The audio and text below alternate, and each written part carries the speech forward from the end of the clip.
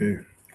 Well, I guess when I walking around the yard yesterday, looking outside, I begin to feel that the Earth is doing what it's supposed to be doing, and so the birds were singing out there, and the grass is growing. And so I'm just thinking, I guess that the rest is just up to us to treat our turtle island or Mother Earth, whatever we want to term it, in a proper way, and as the living beings upon here to look after things. And so, having said that, then we will again put our minds together to see what future that we can build for the people that we're serving. In so doing, we will ask the Creator to look over our right shoulder and give us the courage, the knowledge, and to be able to make good, sound decisions for the folks that we serve. As well, we ask that the Creator give kindness to those that might be less, that might have some problems, and so we ask the Creator to look after those. And as well, we ask the Creator to look after those that might have lost a loved one. And for us, again, as we gather in this circle, to be able to make some good, just decisions, we will put our minds together and we'll see what we can do for the future of our people. And so we might start our meeting now and see where we go from here. So we ask the Creator as well to bless us and bless the work we are about to do. Miigwech. Miigwech. Okay. Well, so good morning. Thank you, Elder Barney Patiste, for the opening words and opening prayer. Today we have the review and adoption of a draft agenda, and I'll go over that. And then we have a review and adoption of draft minutes, February 3rd and 4th, 2026, Thunder Bay. And we also had a Zoom meeting on March 24th, 2026. And the March 31st Zoom meeting, board executive had a meeting on March 31st. So any business arising from the minutes, financial report, Jason Polasak, Director of Finance, will present a financial report. And then the Chief of Police report, Terry Armstrong. And then we'll have lunch at 12. And then 1 p.m. is board policy development, Alana Jones and Kathleen Brown from MNP. Community issues, board liaison report, Fabian Batiste, board liaison, and then motion to go in camera, solicitor client privilege, internal litigation matters, and then NAPS confidential internal workplace review by legal counsel, and then motion to come out of in camera, and then next NAPS board meeting, closing prayer. So we're going to open this meeting. If there's any comments or questions in relation to the agenda for this morning, and then we'll adopt it, a motion in a mover and a seconder. So is there any questions or comments or additions by the board members that they'd like to see on today's meeting? Chair, it's Fabian here. Just wanted to let you know that because we will be in camera, I wanted to add something from the board liaison report, which is remuneration for board and staff at the end of the day. Okay, so do you want to add that after the in camera, or right after the border control update? Sorry? Right it should be in camera, so okay. We'll do it right after the border control update. Okay. So we'll add that in. Any further comments or questions?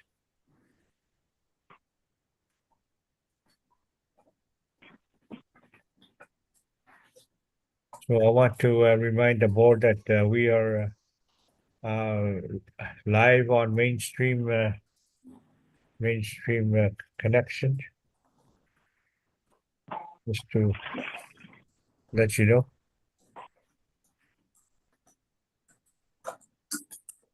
So is there any other comments or questions on the draft agenda? If not, we'd like to have a mover and a seconder adopt the meeting, adopt agenda, meeting agenda. Harold here, I'll move. What was that? Who Harold moved it? Gunner. Oh, okay. Harold Gunner moves the agenda to be adopted. Seconder? I'll second it, Rick. Okay, seconded by Rick, Richard. Any questions or comments? If not, is it all in favor? Okay, I don't see any opposition. Yeah. So the motion is passed, so. Okay, so we're going to go right into our minutes, review and adoption of draft minutes of Fabian. Maybe you can go through those draft minutes. Yeah, we have the minutes. Everybody had received copies. Has anybody not had an opportunity to review any of the minutes? And if not, we can allow a few minutes to get people caught up on that. Does anybody need the time?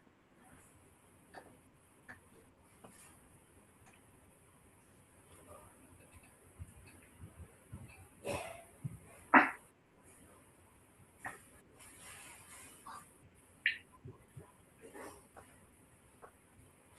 don't know if we need to put the minutes up on the screen, Kathleen, or if it's just procedural that we can go and ask if everybody has had a chance to review and go from there.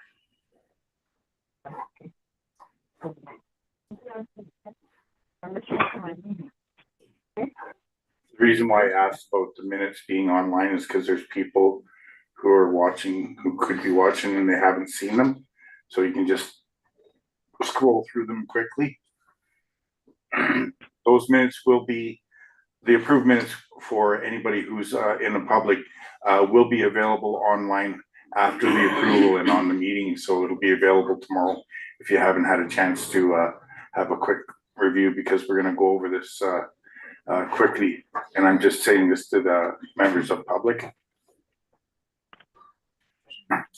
And furthermore, I just wanted to add, we usually shy away from doing our meetings online because they're hard to handle sometimes that way, but we have to be ready to do that. So this is a practice, not normal, but something we have to experience, and we'll get through it. We've done other meetings and other situations online, so this is a way to get us accustomed to that.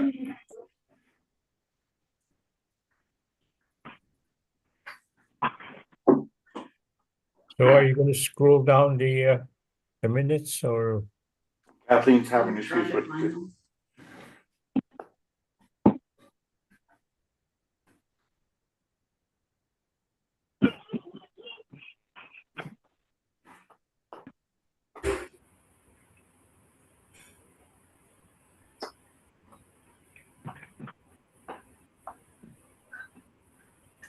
The minutes don't want to get centered.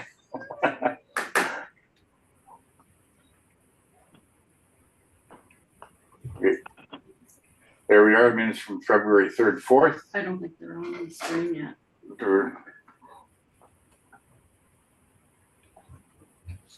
They're not, Kathleen? No. We're having issues, so we're gonna have to apologize for that, and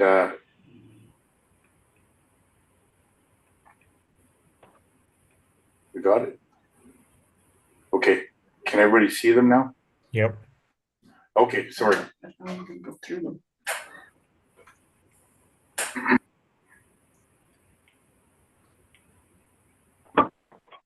We went through the board executive election, nominations for chair, nominations for vice chair, nominations for secretary treasurer, then the election results, chair Frank McKay, Jason Batiste, Harold Gunner, in that order for chair, vice chair, and secretary.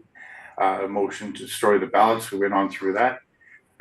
We talked about the Long Lake 58 BCR. Just an update from that. The new chief hasn't gotten back to us yet, but they were in the news the other day, so I'm expecting to hear from them.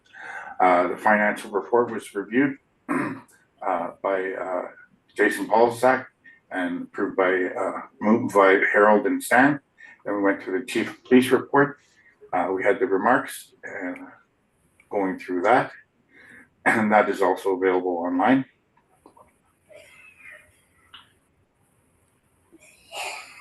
An action item there, we were talking about the housing policy being raised again for the service, something we're trying to order from previous experience. Approved by Jason and Stan, carried.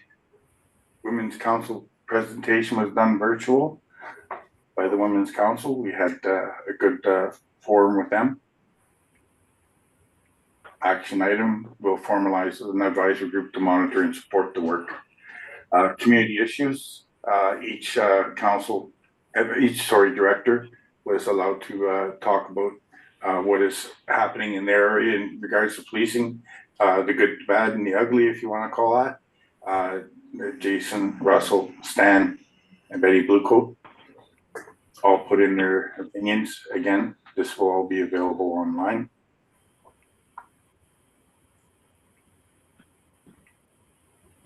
And the meeting was adjourned at 3:30.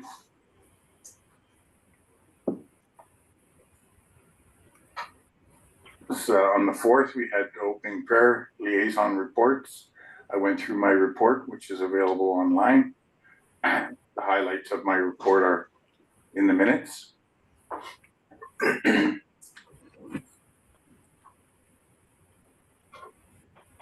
And it was moved by Stan and Harold, seconded and carried.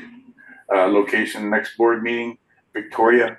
And because we're going to be very busy in Victoria, we decided to take the brunt of the normal board work out by doing it here today, and so that we can pay more attention to what's happening at the FNCPA. And then we had our in-court camera moved by Jason and Russell. Spoke about the executive benefits plan. Got a motion to approve that. Jason and Betty, and carried. We approved Chief Armstrong's performance evaluation. Jason and Russell, mover and seconder, carried.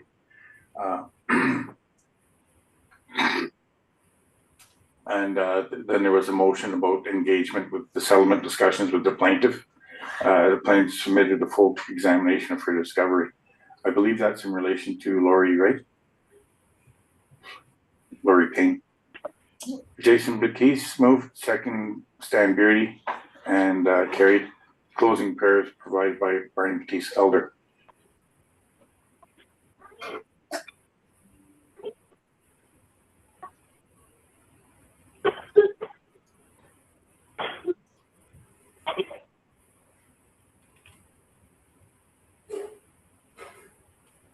So is that Nope, we have another Zoom okay? session up. We're going through each of the minutes. Who was present, their regrets.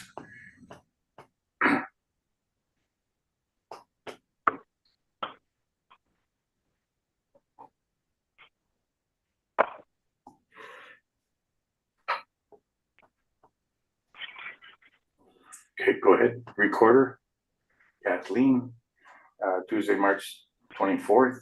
We're all good. We talked about the FNIPP extension agreement. If you recall, this meeting was just at near year end in order to put our thoughts forward on what we need into the agreement. We had that discussion. The board resolved that the extension provision in the draft agreement is to be an extension based on the consent of the parties. Moved by Richard Allen, second by Russell, and carried. The board resolved to accept the FNIPP extension agreement 25-27 as proposed, subject to amendment that had already been determined. Meeting adjourned. And we have one final, which was March 31st, Zoom with the board executive.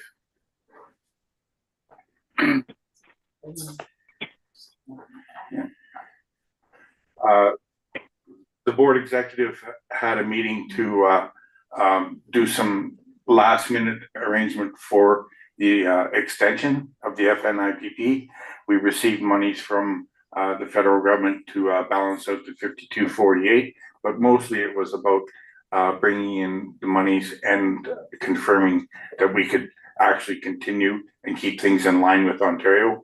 What happened was the monies from the FNIPP were transferred to balance from Ontario, their input, so that the 5248 funding formula would become closer to being matched, as the feds had not put in the 52%. You know, the federal government program is lacking in funding. So Ontario, of course, has committed to whatever is missing from the agreement in terms of our operational stuff. They have to pick up the tab, and this is a way for the feds to catch up and for us to keep the agreement intact. That was completed the last day, talk about down to the wire. So anyways, Jason and Harold had approved that and carried. We would have got the board involved if we'd had time, but this was an executive decision that had to be made. And that would be the one that the board members are aware of, but they haven't attended. So that's it for the minutes, Chair. Okay, is there any questions is there any questions or comments from from the board members or staff?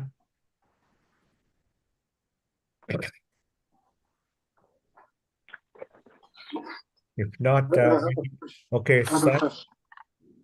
In regards to the Women's Council, it's talking about an advisory group. Has that been established?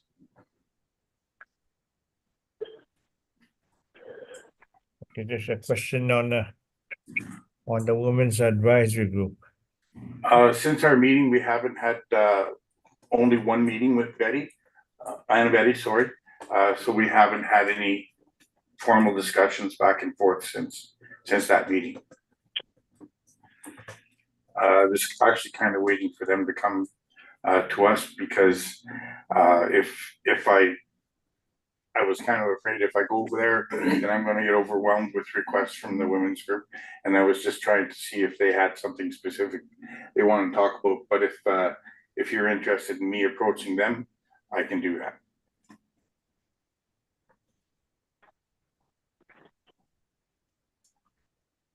Yeah, I think the reason I'm asking is that they came to us looking for some support in terms of how they can remain visible with the situation, missing and murdered woman.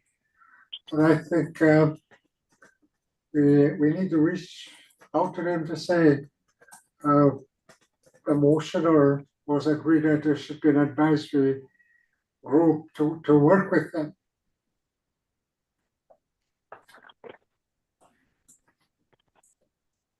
I believe that they're aware of the minutes, because a portion, at least the majority of the women's group was online present for that presentation, which is kind of why it was said that I was waiting for them to approach.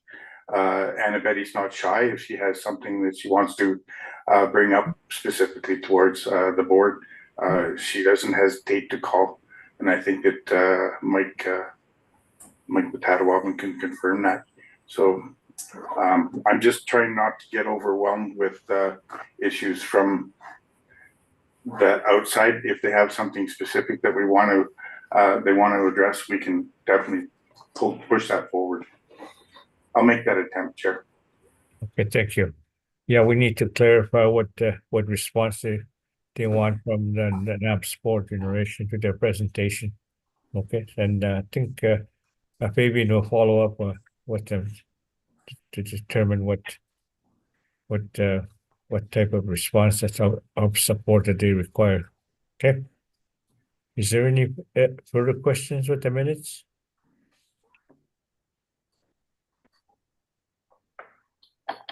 If not, we need a mover and seconder for all 3 minutes to approve all three set of minutes or 3 minutes. Is that how we do it? Yes. Okay. Motion to approve the minutes of February 3rd and 4th, March 24th, and March 31st. Okay. I'll move it, Chief Allen. Okay, Chief Allen moves the minutes, seconder. Harold Gunner will second. Okay, Harold Gardner will second the motion. Everybody in favor of this motion? Yeah. Say aye. Yes, here. Okay. So the motion to approve the minutes has been passed, so that's that. Any business arising from the minutes, Vivian? We do have the Long Lake BCR that we've been working on. We've got that forwarded to us, and we're going to be putting that out as soon as I get a hold of the new chief of Long Lake, to see if you're interested in pushing that forward. Okay. So it's still ongoing. I haven't met with the chief from Long Lake yet. There was an opportunity coming up, but I believe that we'll be making that within the next week or so. Yeah, I have a question. Okay. I have a question. In regards to the it says number 5 here regarding Long Lake, I guess. In the minutes, it says proper wording for the BCR will be provided. Was that for our information, or was that the proper wording for, like, what was it intended for? The BCR was being drafted up by Falconers. Okay. Yeah. So we have that draft. We forwarded it to Long Lake, but they haven't responded. So at that time, there was that new election. So we have a new chief there, right? It was just before we had that update. So we sent it off, and we're not getting the feedback. Okay. Okay, we'll just continue to wait for the feedback. I guess we'll bring this up when we meet when the meeting is with the chief then, eh? That's the plan. Okay. All right. Is there any other questions or matters out of business arising? If not, we'll move right along to the financial report. Jason, well, Polasak. Morning, everyone. Kathleen, can you bring up the finance report on the screen for everyone to see?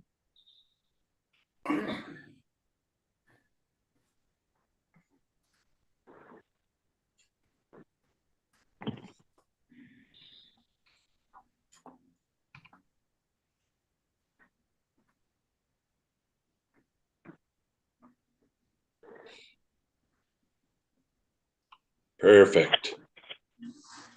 So I'm going to go over the second column, the February 2026 current year actual. Those are numbers up to the end of February. March, I know we've passed our March year end, but the bookkeeping hasn't been wrapped up yet. We'll have that done by the end of this month in anticipation of our audit. Up to the end of February, under our revenue, FNIP revenue 56 million, CSPA 166 million, provincial wage subsidies 2.2 million, RCMP intelligence program 147,000, survivor support program 572,000, other revenue and recoveries just under 4 million, and interest just under 3 million. Total revenue up to the end of February is $232,500,494. Now, some of these numbers are going to change a bit, especially the FNIP and CSPA. These numbers reflect the old budget prior to the amendments that were signed at the end of March.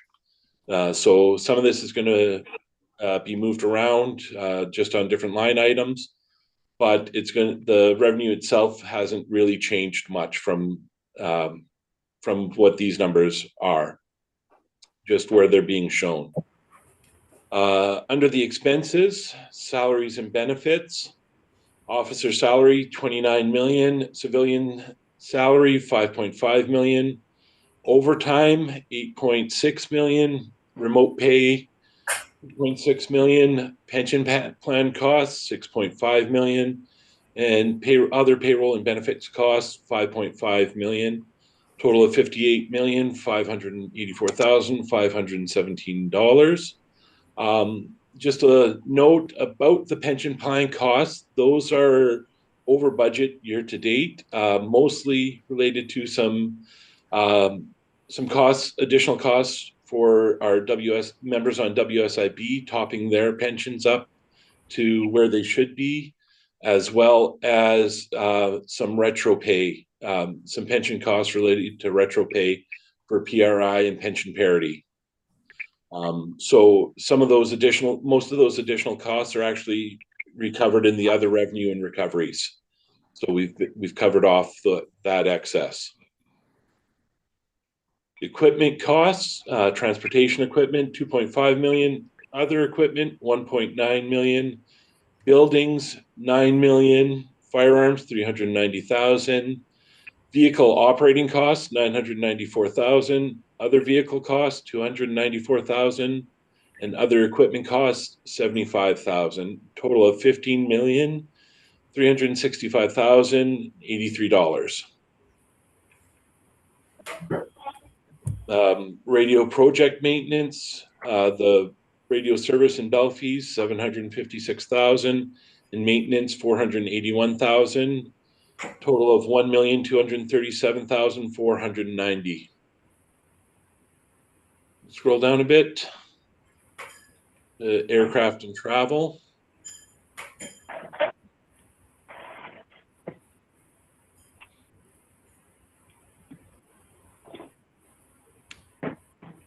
Kathleen, can you scroll down a bit? Just bring aircraft and travel up to the top. Thank you. Or as close to the top as you can. Perfect. Leased plane, 4.5 million. Aircraft charters, 8.5 million. And staff and other travel, 1.8 million. Total of $14,913,270. Building costs, rent and utilities, just under 2.7 million, and building maintenance, 1.9 million, total of 4,602,946. And other operating costs, operational supplies, 1.3 million, office supplies, 649,000, communication and freight, 608,000, legal, audit, and consultant fees, 509,000. Recruitment and community programming, 641,000. Computer services, 624,000. Insurance premiums, 882,000. Conferences, 22,000, for a total of 5,301,709. Training costs, 939,000 for officer training and 206,000 for recruit training. Total of 1,146,329. And then other programs, our Intel program, 279,000, and our survivor support program, 572,000. Overall, total expenditures year to date, $102,003,095. So we have a surplus at the end of these 11 months of $130,497,399. If we take that and extend it to the one extra month, we're looking at a projected annual surplus of $142,360,798. Now, in March, I can tell you that we did do a bit of extra spending. We bought 24 new vehicles for our detachments to go up on next year's winter road. We also purchased some computer equipment and had some other additional costs associated with all of that. So we're hoping that this annual surplus won't be the 142 million, it'll be down a bit. The other thing is we have in our budget $60 million for our 2 regional office builds. So that's actually going to come out of the projected annual surplus based on the amended agreements. So right away, we're bringing the projected annual surplus down by about 60 million to 82 million.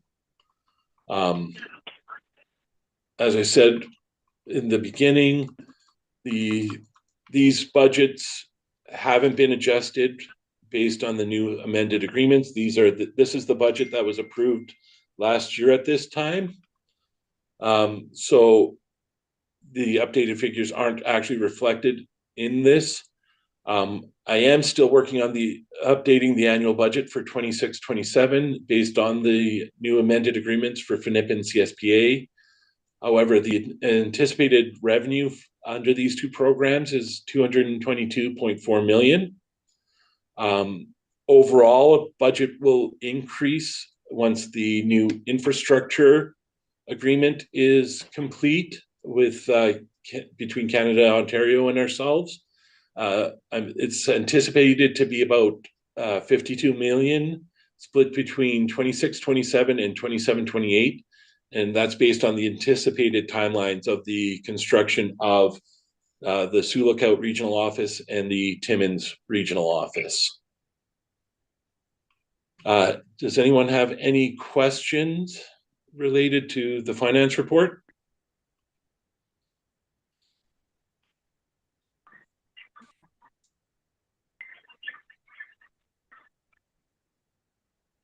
So if there's no questions on the financial report, do we adopt the minutes? I mean, the financial report, David? You're muted. Yes, we'll require a motion to accept the financial report as presented.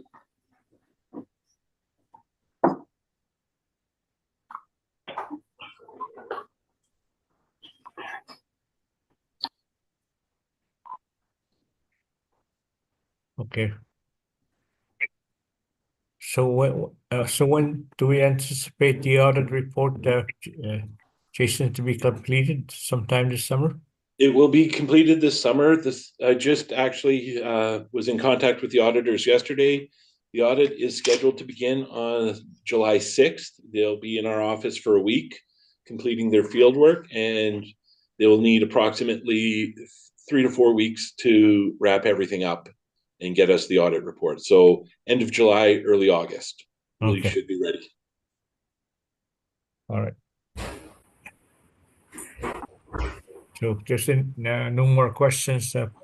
I'll need them over to in a seconder to accept the finance report.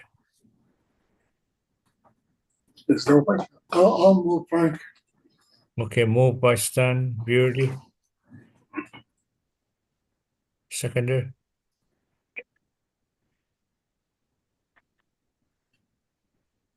Harold here. I'll second Frank. Okay. Seconded by Harold. Gunner. Is everybody in favor of this motion? Raise your hand, say yay. Hey, Oh, thank you. Motion passed. Okay, thank you. We'll go on to the chief of police report. Update.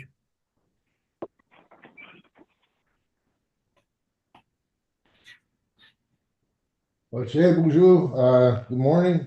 I have the report. I don't know if you have copies in front of you as well, but I see Kathleen's putting it up. It's a fairly lengthy report. It's pretty hard to do anything small here as we grow and get bigger. There's just so much happening and there's a lot of activity at NAPS, but I'm not going to obviously read the report verbatim. It's 58 pages, but I will go through and highlight some of the areas that I do know that you probably have concerns as a board. Just as the preamble, we're looking at continuing to strengthen policing across all our regions by improving frontline staffing, upgrading infrastructure, and increasing overall efficiency. During this reporting period, progress has been made in recruitment, training, and service delivery through challenges with staffing, infrastructure, and complex community safety and issues remain. A key priority is building and stabilizing the workforce. All regions have made progress in recruiting and deploying officers, adding new officers, working on the elimination of single officer deployments. We still, on occasion, see one officer working, but it's very, very rare now. This week there was none of the flying communities that only had one officer, and that's more the norm now than to have multiple officers in communities as opposed to it usually comes with leaves like sickness or something, last minute sicknesses. Sometimes we have a one officer on the ground. So that's a key priority for us. We're working to increase the staffing and improve response times and reduce fatigue for the officers. Expanding both staffing and supervision to meet our growing demands. Human resources to support these efforts by actively recruiting and processing many applications for both officers and civilians. As the largest Indigenous police service in North America, NAPS has a police service officially over 400 members now. So some of the highlights in there as well is that, investments in infrastructure, equipment, improving operations, including detachments, housing vehicles, better internet access in our remote communities.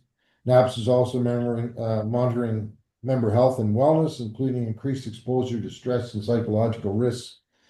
NAPS has 2 fully trained peer support members who are part of the larger team across the Indigenous Police Chiefs of Ontario, or IPCO as they're. NAPS is proud to have implemented a fully functioning and very active cultural committee. So if I'm on page 4 now, Kathleen. Or Kelly, I'm not sure who's running this one. Is it Kathleen or Kelly that's got this up? I don't know.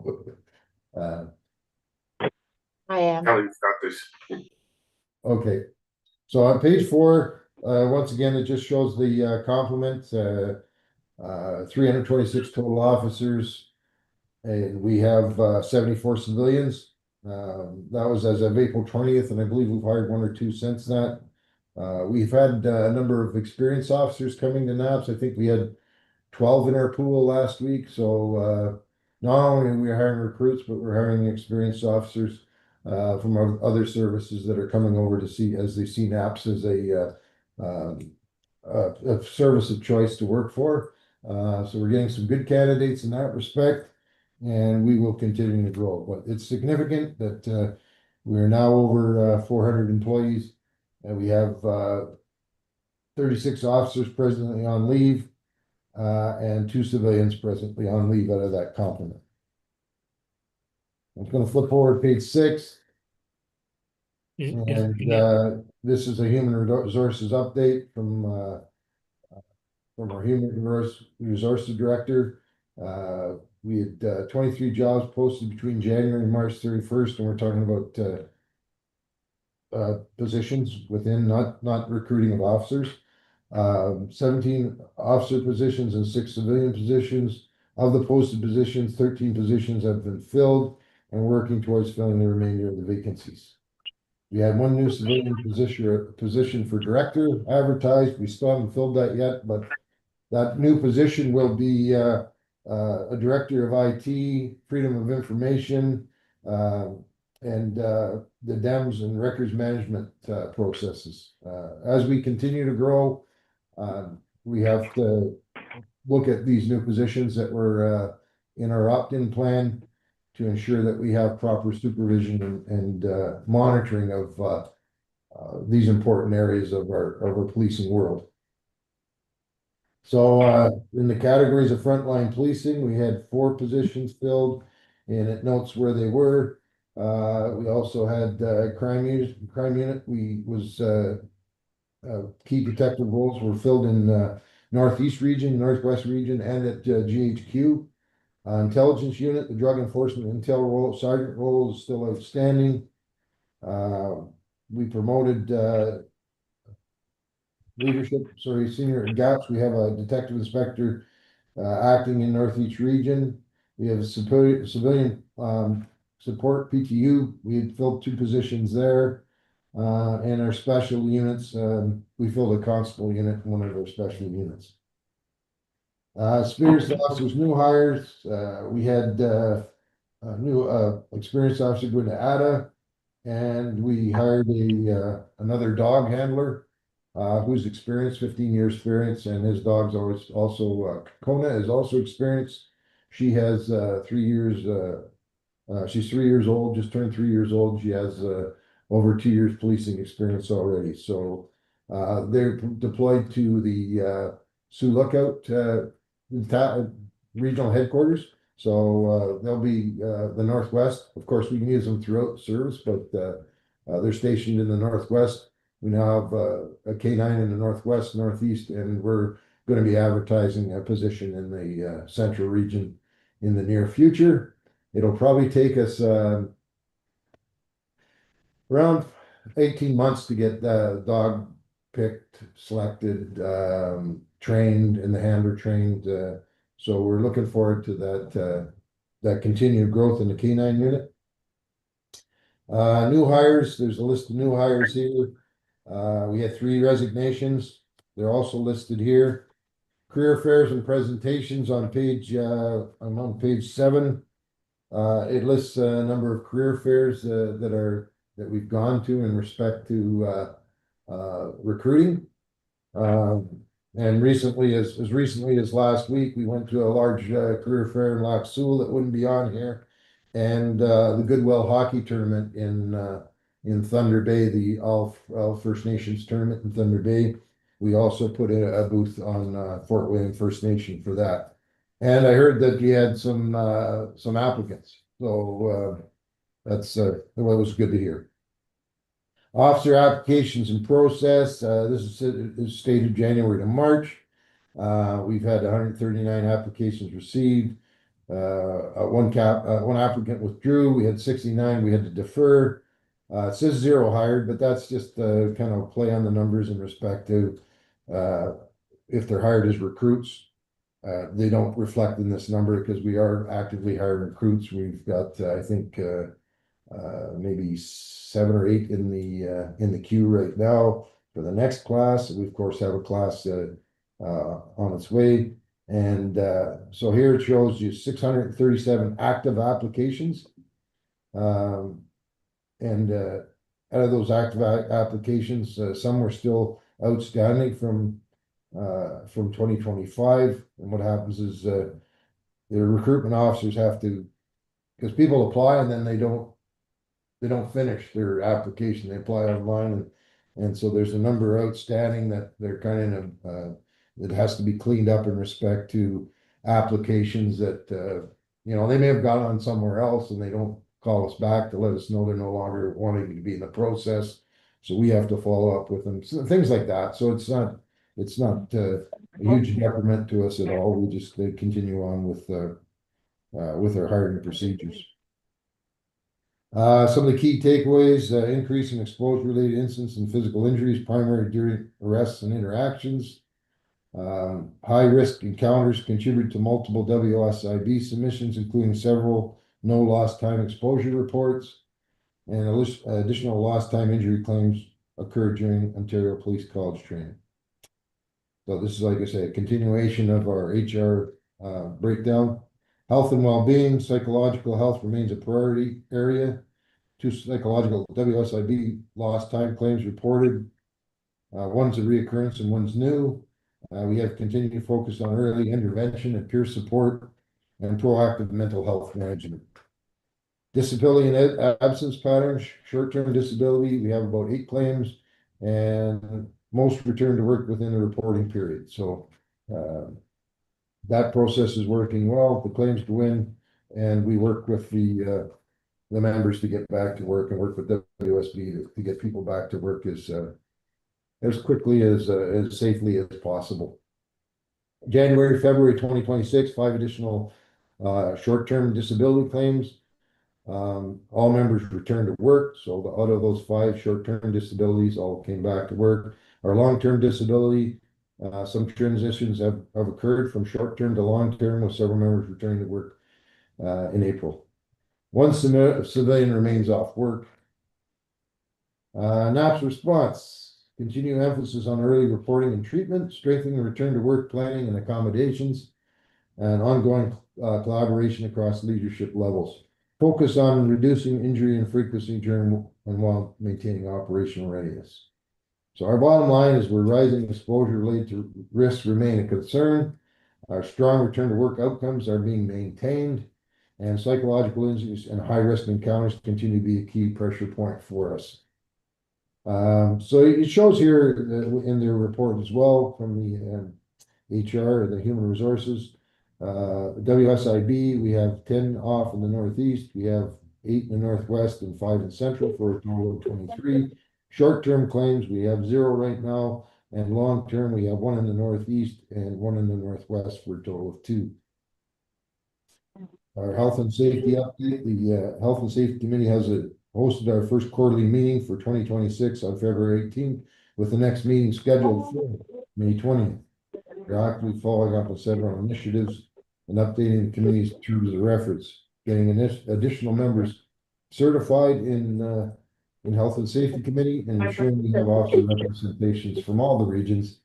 Health and safety boards are up to date with current meeting minutes and related documents. Well, that's our HR piece of the report.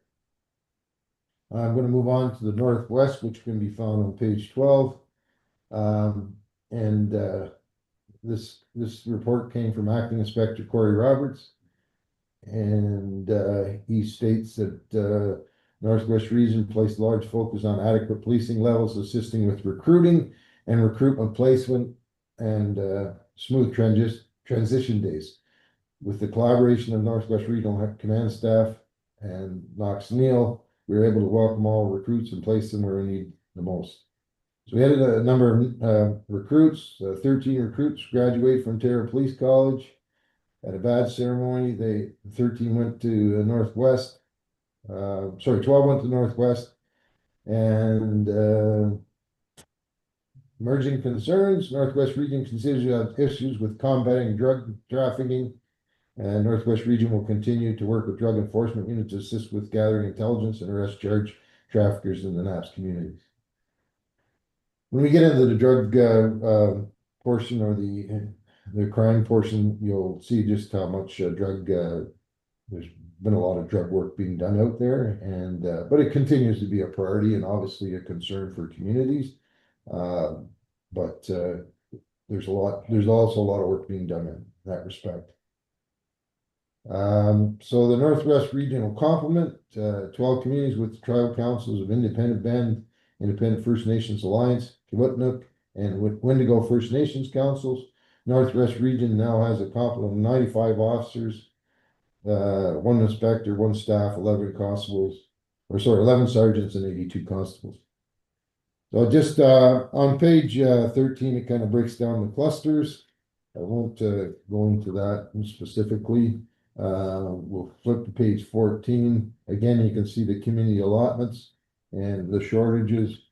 Those shortages, those gaps are closing in respect to our numbers in all our communities across all our regions as we continue to grow, but we're still not at the 520 yet. So that growth is imminent, and we'll continue to see changes as we are able to fill the communities and fill the detachment numbers.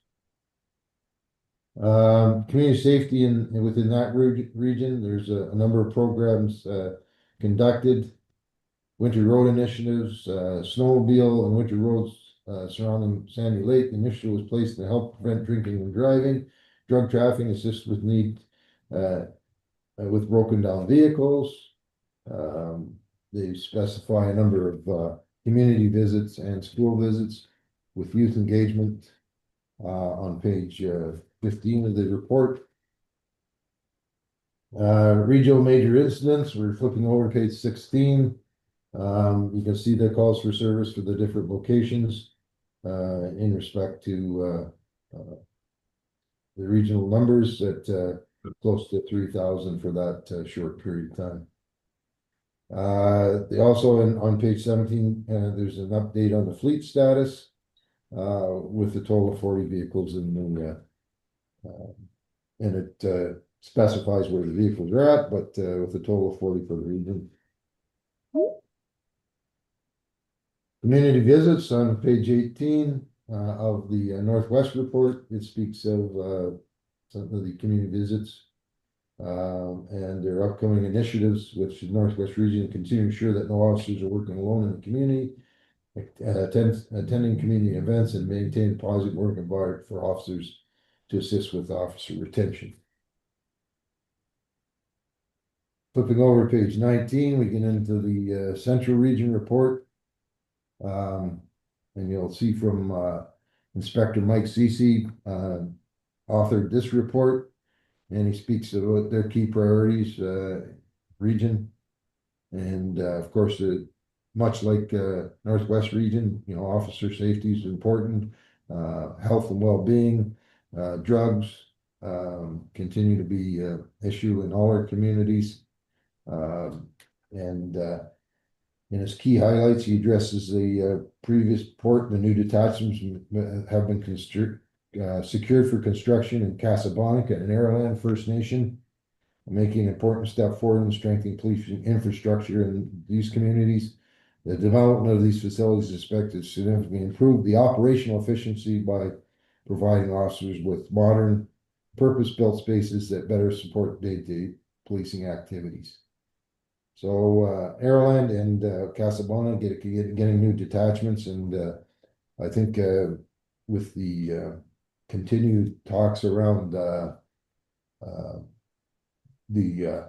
Ring of Fire or not, those detachments will be a larger size than originally anticipated to make room for continued growth in those communities. A new officer residence was officially opened in Webequie First Nations, and a 4-bedroom residence was delivered to Emeton this winter. These additions will support the continued growth of policing resources in both communities by improving housing capacity and helping accommodate additional personnel.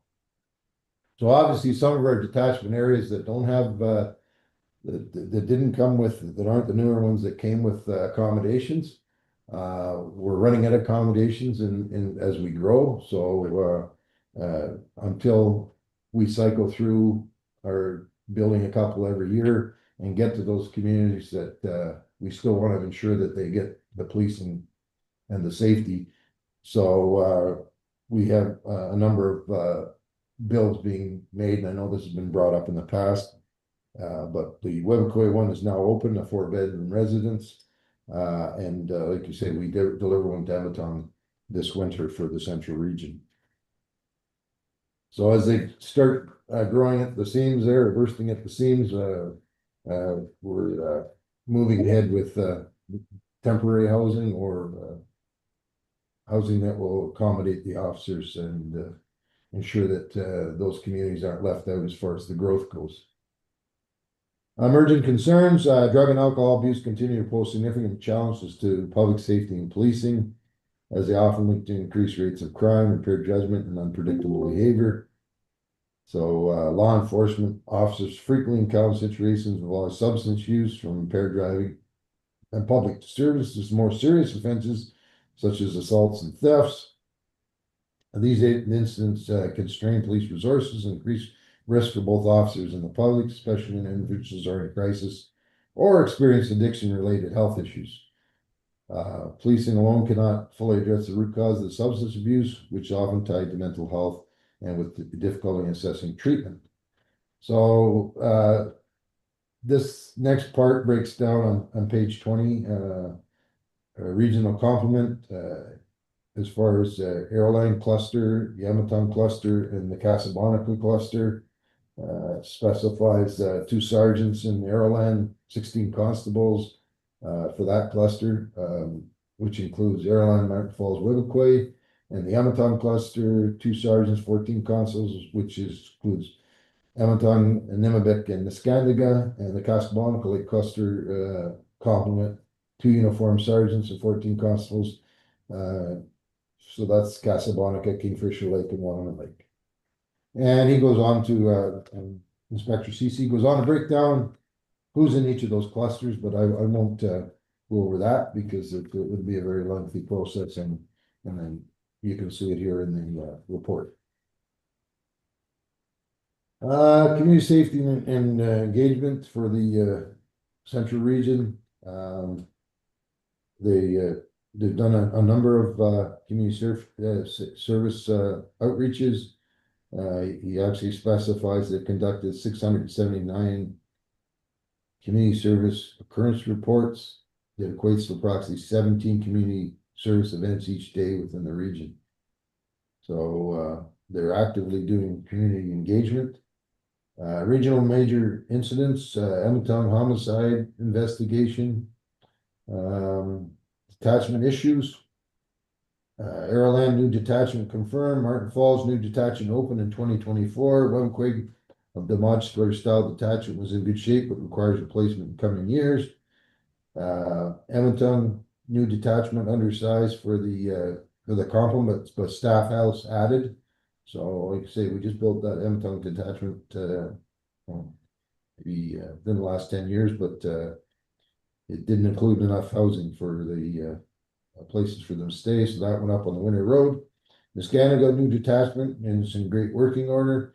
Nimibic modular style detachment in good working order but requires replacement in coming years. Casablanca new detachment confirmed in the planning stage. Kingfisher has a modular style detachment in good working order but will require replacement in the coming years. And Waterman has the modular style which will be replacing in the coming years. I goes on to mention the fleet status, requirements, IT communications. We have new video recording systems that are being introduced to further modernize the policing operations with several CTV upgrades already completed across the region. That's across the region, but it's also across the service. So I'll just note that. These enhancements move the quality and reliability. The upgraded technology allows for clearer imaging, better data storage, and more efficient access to footage when required, which strengthens the overall situational awareness investigative capacity. On to page 24, mention of community visits. The Central Region Command Staff conduct annual visits to each detachment, provide an important opportunity to engage directly with the frontline members in their working environments. During these visits, command staff spend time with officers to discuss their challenges. This is a hands-on approach to strengthen communication between leadership and operational staff, which also provides valuable insight into the realities of policing in remote communities. In addition, efforts are made to meet with local chief and council representatives when available and allowing for open dialogue on community priorities. Upcoming initiatives for them, they have the DARE Officer Program in the elementary schools in Nescanega and Martin Falls, Spring and Summer Festival support, various communities, and a 2026 Festive Ride campaign from December 1st to January 1st. Okay, on to the Northeast region. Does anybody need a break?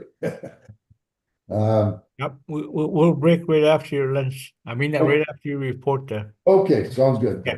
I know it's lengthy. Like I say, I'm giving you the highlights. I'm sure all the board members have copies of the report. We're moving on to the Northeast region with Detective Inspector Chris Eisenbach as the region commander over there for the time being. Operational review and some of his policing priorities. 2025 contractors broke ground in Brunswick House First Nation, commencing construction of a much needed new detachment. Completion of the project is scheduled for midsummer 2026. NAPS is striving to build additional detachments in both Attawapisca and Tagamau in 2026. The Northwest Regional Command is committed to advancing strong community relationships, working with together operation administratively to ensure the service promotes healthy and safe and harmonious communities. In the fall 2025, Northeast Region increased their administrative complement, acquiring an additional sergeant that will aid in added workload in the region has encountered with the influx of officers and legislative requirements under the CSPA. So that's going to be across the regions. I know we now have in place, we have administrative sergeants in Northeast, as he mentions, but we also have an administrative sergeant in the Northwest, and a position will be filled in the Central region very shortly. Our trajectory and developments are primarily due to collaboration, accountability, and a shared commitment to the safety and well-being of the communities across the region. Some of the key highlights: new residency slated for Constance Lake. Anticipated date, first week of May. Northeast region acquired and now renting an available residence in Moose Factory until July 2026, at which time the residence being built by Mushkegowuk is slated to be ready. Emerging concerns. The current emerging concern is the lack of residence for the increasing complement of officers. The Northeast region has limited to 6 rooms in Saskatchewan and 4 rooms in Fort Albany. So those are things we'll have to address as far as residences. Drugs and alcohol are still a major factor in health and well-being of First Nations, which considers the few most of the major occurrences as well as the property crime. The commitment of our officers is to maintain and source information to the intelligence unit as well as investigate jointly information related to drugs and intercepting small and large amounts of CDSA. Page 26. We're looking at the regional numbers. And as mentioned, you have the detective inspector, acting staff sergeant, and the new admin sergeant at Stan Sutherland, and it breaks down how many constables per location, per detachment. Some programs conducted. There has been requesting communities and plans are being hopefully to get the program done this year. Meeting with elders and chief and council in January, meeting with Cash, Saskatchewan chief and the deputy chief, and Mushkegowuk chief's meeting in Timmins, and Mushkegowuk AGM in Timmins. And of course, multiple phone calls with community chiefs throughout the quarter. Partnerships. Constable David Corrigan has started a music program in Pewanik. He goes into the school and teaches students how to play the guitar. Participant in ceremonies or cultural events. Acting Sergeant Dennis Cooper and Constable Tyler Jolin attended Tagamal First Nation Powwow, February 2026. School visits. Constable Riley Jenry and Theo Sutherland attended Timmins Mushkegowuk Youth Hockey Tournament. Acting Staff Sergeant Eldon Chichu, who's now Staff Sergeant Chichu as of yesterday, sits on the Moose River Wellness Networking Group. Many community services are represented in a group, including health and social services. Major crime, water and health issues in Saskatchewan, or major crime and incidences. An outbreak of cryptosporidium in community, along with the contaminated water issues, has resulted in Saskatchewan community members being evacuated. And we know that they've stayed out for the flooding evacuations, and communities have been out of the community for now over 100 days, and it's expected to continue maybe into August. So we continue to police Saskatchewan fully, just to ensure that there's no damage and looting and stuff going on with anybody that's left there. And of course, for public safety in general. Detachment issues, TTN detachment building making progress. It's been put out to tender. Brunswick House broke ground, as I said. Apatibby detachment furnace caught fire in March. Attachment was salvaged and functional, anew installed and completed in early May. What happened with Abtibi, the detachment furnace is on the roof. Actually, it was outside on the exterior on the roof, and it caught fire. So the fire department is so close, and kudos to them for the response time and stuff. They were able to put the fire out. It looked much worse when we originally saw the flames coming out of the furnace, but it was actually just the furnace that burnt, and so the detachment didn't burn to the ground. Like the initial call we had was the whole detachment was on fire, but as it turns out, it wasn't as bad as originally portrayed. It's an interesting concept, though. I've never seen a furnace on a roof of a building like that before, but with all the snow this year, the extended snow, it didn't get shoveled out properly, and that's what caused the fire.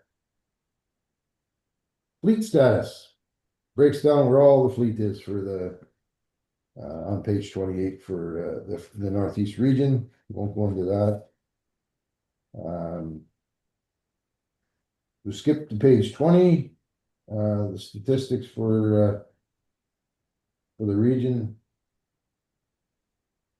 For the regions in respect, January 1st to March 31st. First degree, second degree murder, Central Region 1. The other regions, none. Assault level 1 to 3, Central Region 52, Northeast 168, Northwest 129. Mental health and attempt or threat of suicide, Central Region 92, Northeast Region 142, and Northwest 82. Break and enters 7 in Central, 26 in Northeast, and 4 in Northwest. Mischiefs 18 in Central, 97 in Northeast, and Northwest 35. Family disputes 15 in Central Region, 123 in Northeast, and 47 in Northwest. And fires 2 in Central, 6 in Northeast, and 5 in Northwest. Harassment 2 in Central, 9 in Northeast, Northwest 5. Impaireds 5 in Central, 51 in Northeast, and 71 in Northwest.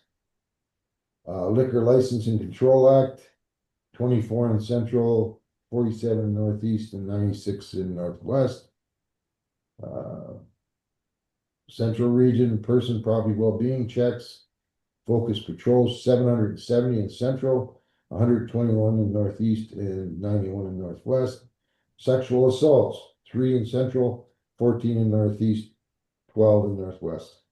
Unwanted Persons 51 Central, 87 Northeast, and 263 Northeast, and 188 Northwest.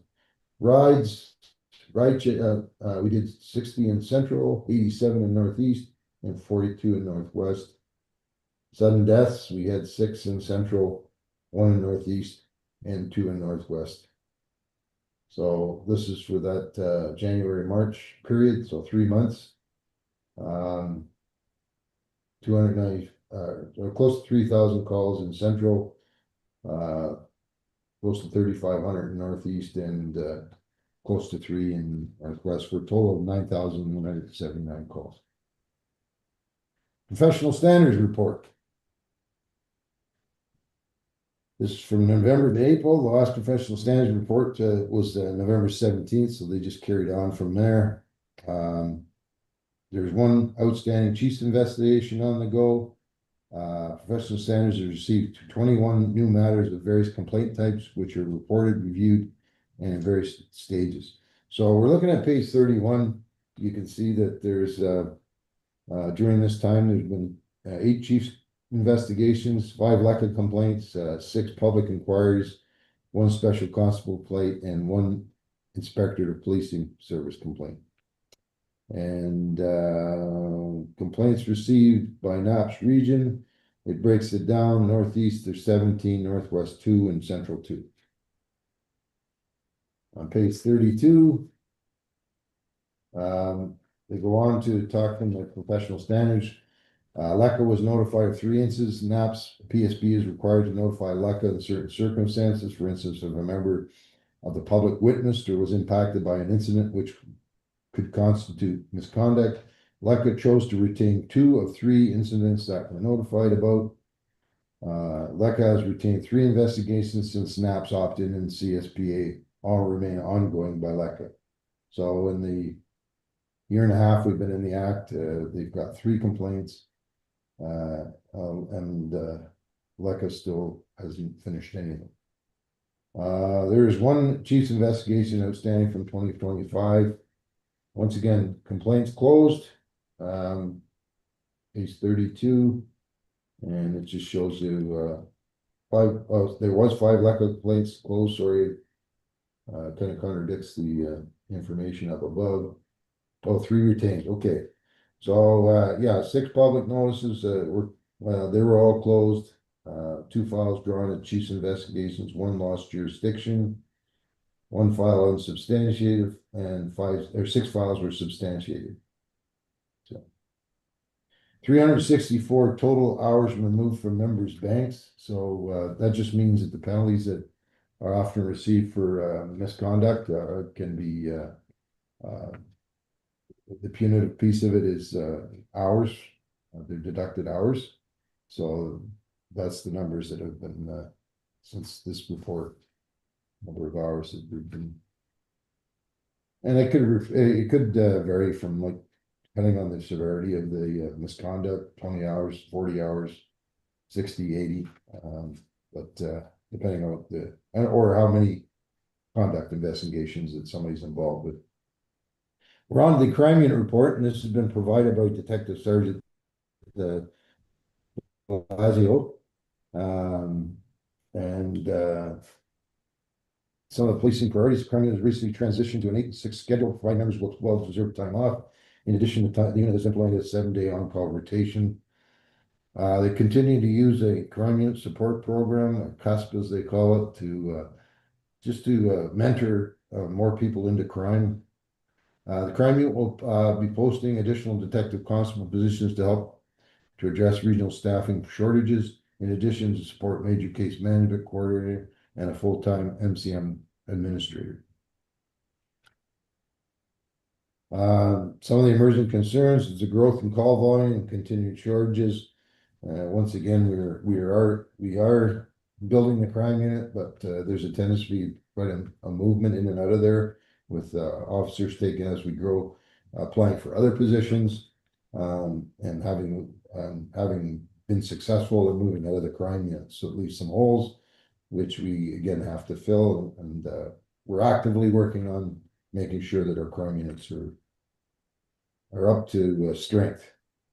Growth in cybercrime and online frauds and mental health related incidents intersecting with crime. So there's we've noticed across the NAPS and then that there's been an increase in mental health calls, and like I say, a lot of times they end up getting linked to crime where they probably shouldn't be if the proper things were in place to help people with their mental health issues. They probably wouldn't end up in a criminal situation. So I think that's something that hopefully is being addressed at different levels of government and leadership to, you know, to get more supports for mental health, so people don't end up being, you know, involved in crime and it becoming criminalized when it should be a mental health issue. The crime unit supervised by detective inspector. There's one detective in the Northwest, one detective constable one detective sergeant, one detective constable, one detective constable on modified duties in the Northwest. There's one detective sergeant, 4 detective constables, and 1 acting detective constable in the Northeast, and 1 detective sergeant, 3 detective constables in Central presently. Crime unit considers to offer its Tip Tuesday initiative. This initiative provides officers in the field information on how to conduct interviews with a victim, witnesses, and caution statements, and how to take photos and preserve evidence. The crime unit considers to attend block training every week, which provides a presentation on preserving evidence and how to secure a scene. The crime unit collaborates with Crown attorneys to deliver online training to officers focusing on case law and effective synopsis writing. So it's just some of the initiatives that we're trying to do to increase our capacity outside of the crime unit with the general membership, because crime is very specialized. So there's a lot they can help and they can pass on to the members in the field. Page 35, they specify some meetings with the elders and chief and council. Some of the partnerships, strengthening collaboration, attending coroners, responding to sudden deaths in communities. We've had a pretty good response in the past with the coroners coming to communities, and then it kind of took a bit of a lapse, but I think we're back on track with them now to ensure that coroners do attend death scenes in our communities. Crime unit members also hold meetings with family and community leadership to provide updates regarding their loved ones. Participations in ceremonies and cultural events. Crime unit works closely with the nursing station staff to ensure the body viewing takes place before a deceased individual departs for the airport. They also arrange an escort for the transport of deceased out of the community. At the airport, the crime unit organizes the final viewing and prayer beginning together with family members, community members, and leadership. These ceremonies hold a deep cultural significance for the members and the community. So the crime units have been ensuring that the families get those opportunities. Collaboration with community agencies, health, education, social services. The Northwest Central Crime Unit works closely with Tikanagan and Family Services. Together, the two organizations conduct joint child abuse and neglect investigations to ensure the safety and well-being and protection of children. The Northeast Crime Unit works closely with Pequotano Child and Family Services through joint investigations. All three organizations share the common goal of protecting children and youth and ensuring their safety.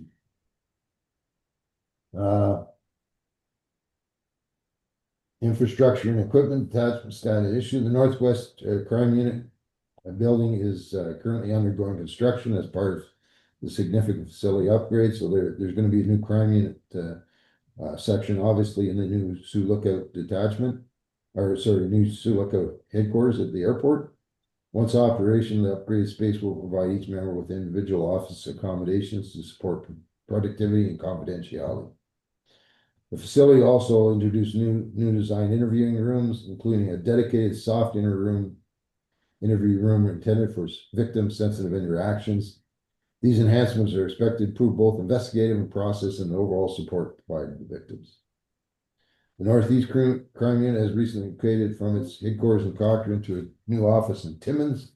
This move provides the unit with a dedicated workspace and strategic location near the airport, allowing for quicker access to air travel and responding to major incidents.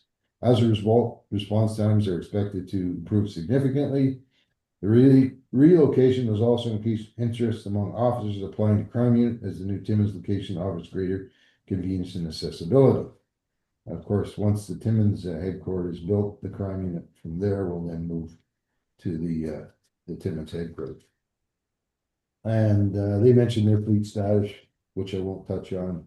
The regional plans, command staff will be visiting each region cordially to meet with members of the crime unit. These visits are intended to informal and collaborative to provide an opportunity to connect directly with the teams. During these sessions, command staff are particularly interested in hearing different perspectives on operational challenges, areas of improvement, and any training opportunities and professional development. All the input will help share future planning and ensure we are providing the right resources where they are most needed. Some of the upcoming initiatives of the crime unit, advancing CUS program by identifying, that's like to say the mentor program, mentoring new candidates, support long-term growth in the crime unit.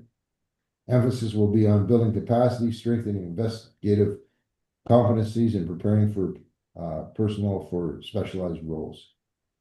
And we're working towards a complete DF digital forensic program to increase capacity for the ongoing missing persons unit. So as you know, we developed a missing persons unit within the crime unit, and are very proud of some of the work they've done so far. Provide the team with opportunities to attend conferences and seminars. So that's the crime unit. We move to IST, which is our in-service training unit, ERT, and K9. So summary of our priorities in in-service training consists of 1 sergeant, 3 constables. They're all cross-trained emergency response team members. We just put a new member in there. It isn't represented here, I don't believe. But they're not ERT trained, but they are down doing their use of force training as we speak. It's a 3-week course in OPC Elmer, so they're down now doing their use of force training. Our annual block, which includes requalifications in firearms, CEW, first aid, use of force, immediate rapid deployment, and mental health refresher training. The IST commenced block training in February, and those already completed 4 sessions covering off the following topics.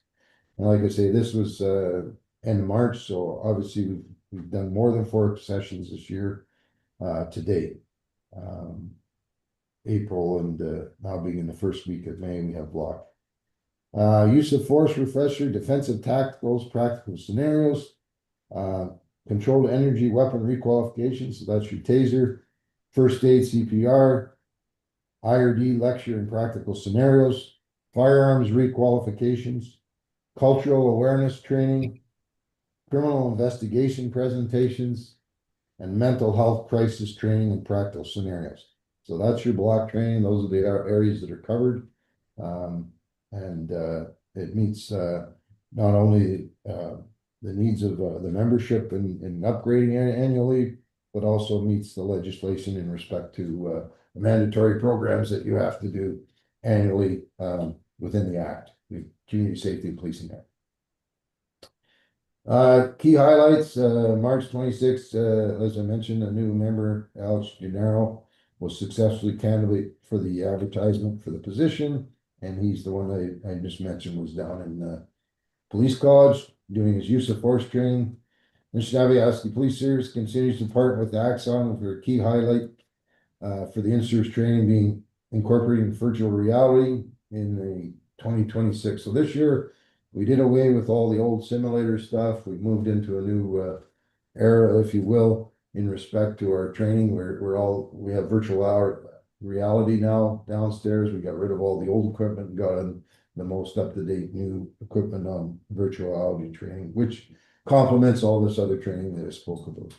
So it's it affords the participants, students additional repetitions, access to dynamic training scenarios, all the while constructive feedback from allowing the trainers to debrief and effectively and actively see what the officers are doing.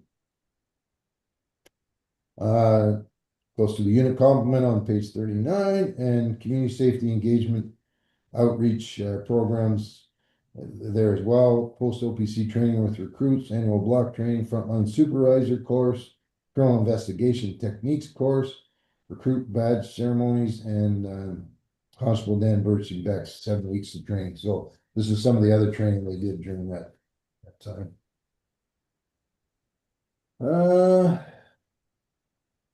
Regional unit, we're looking at page 40. We're getting there. Occurrences in January to March. We had a large structure career for the ERT team.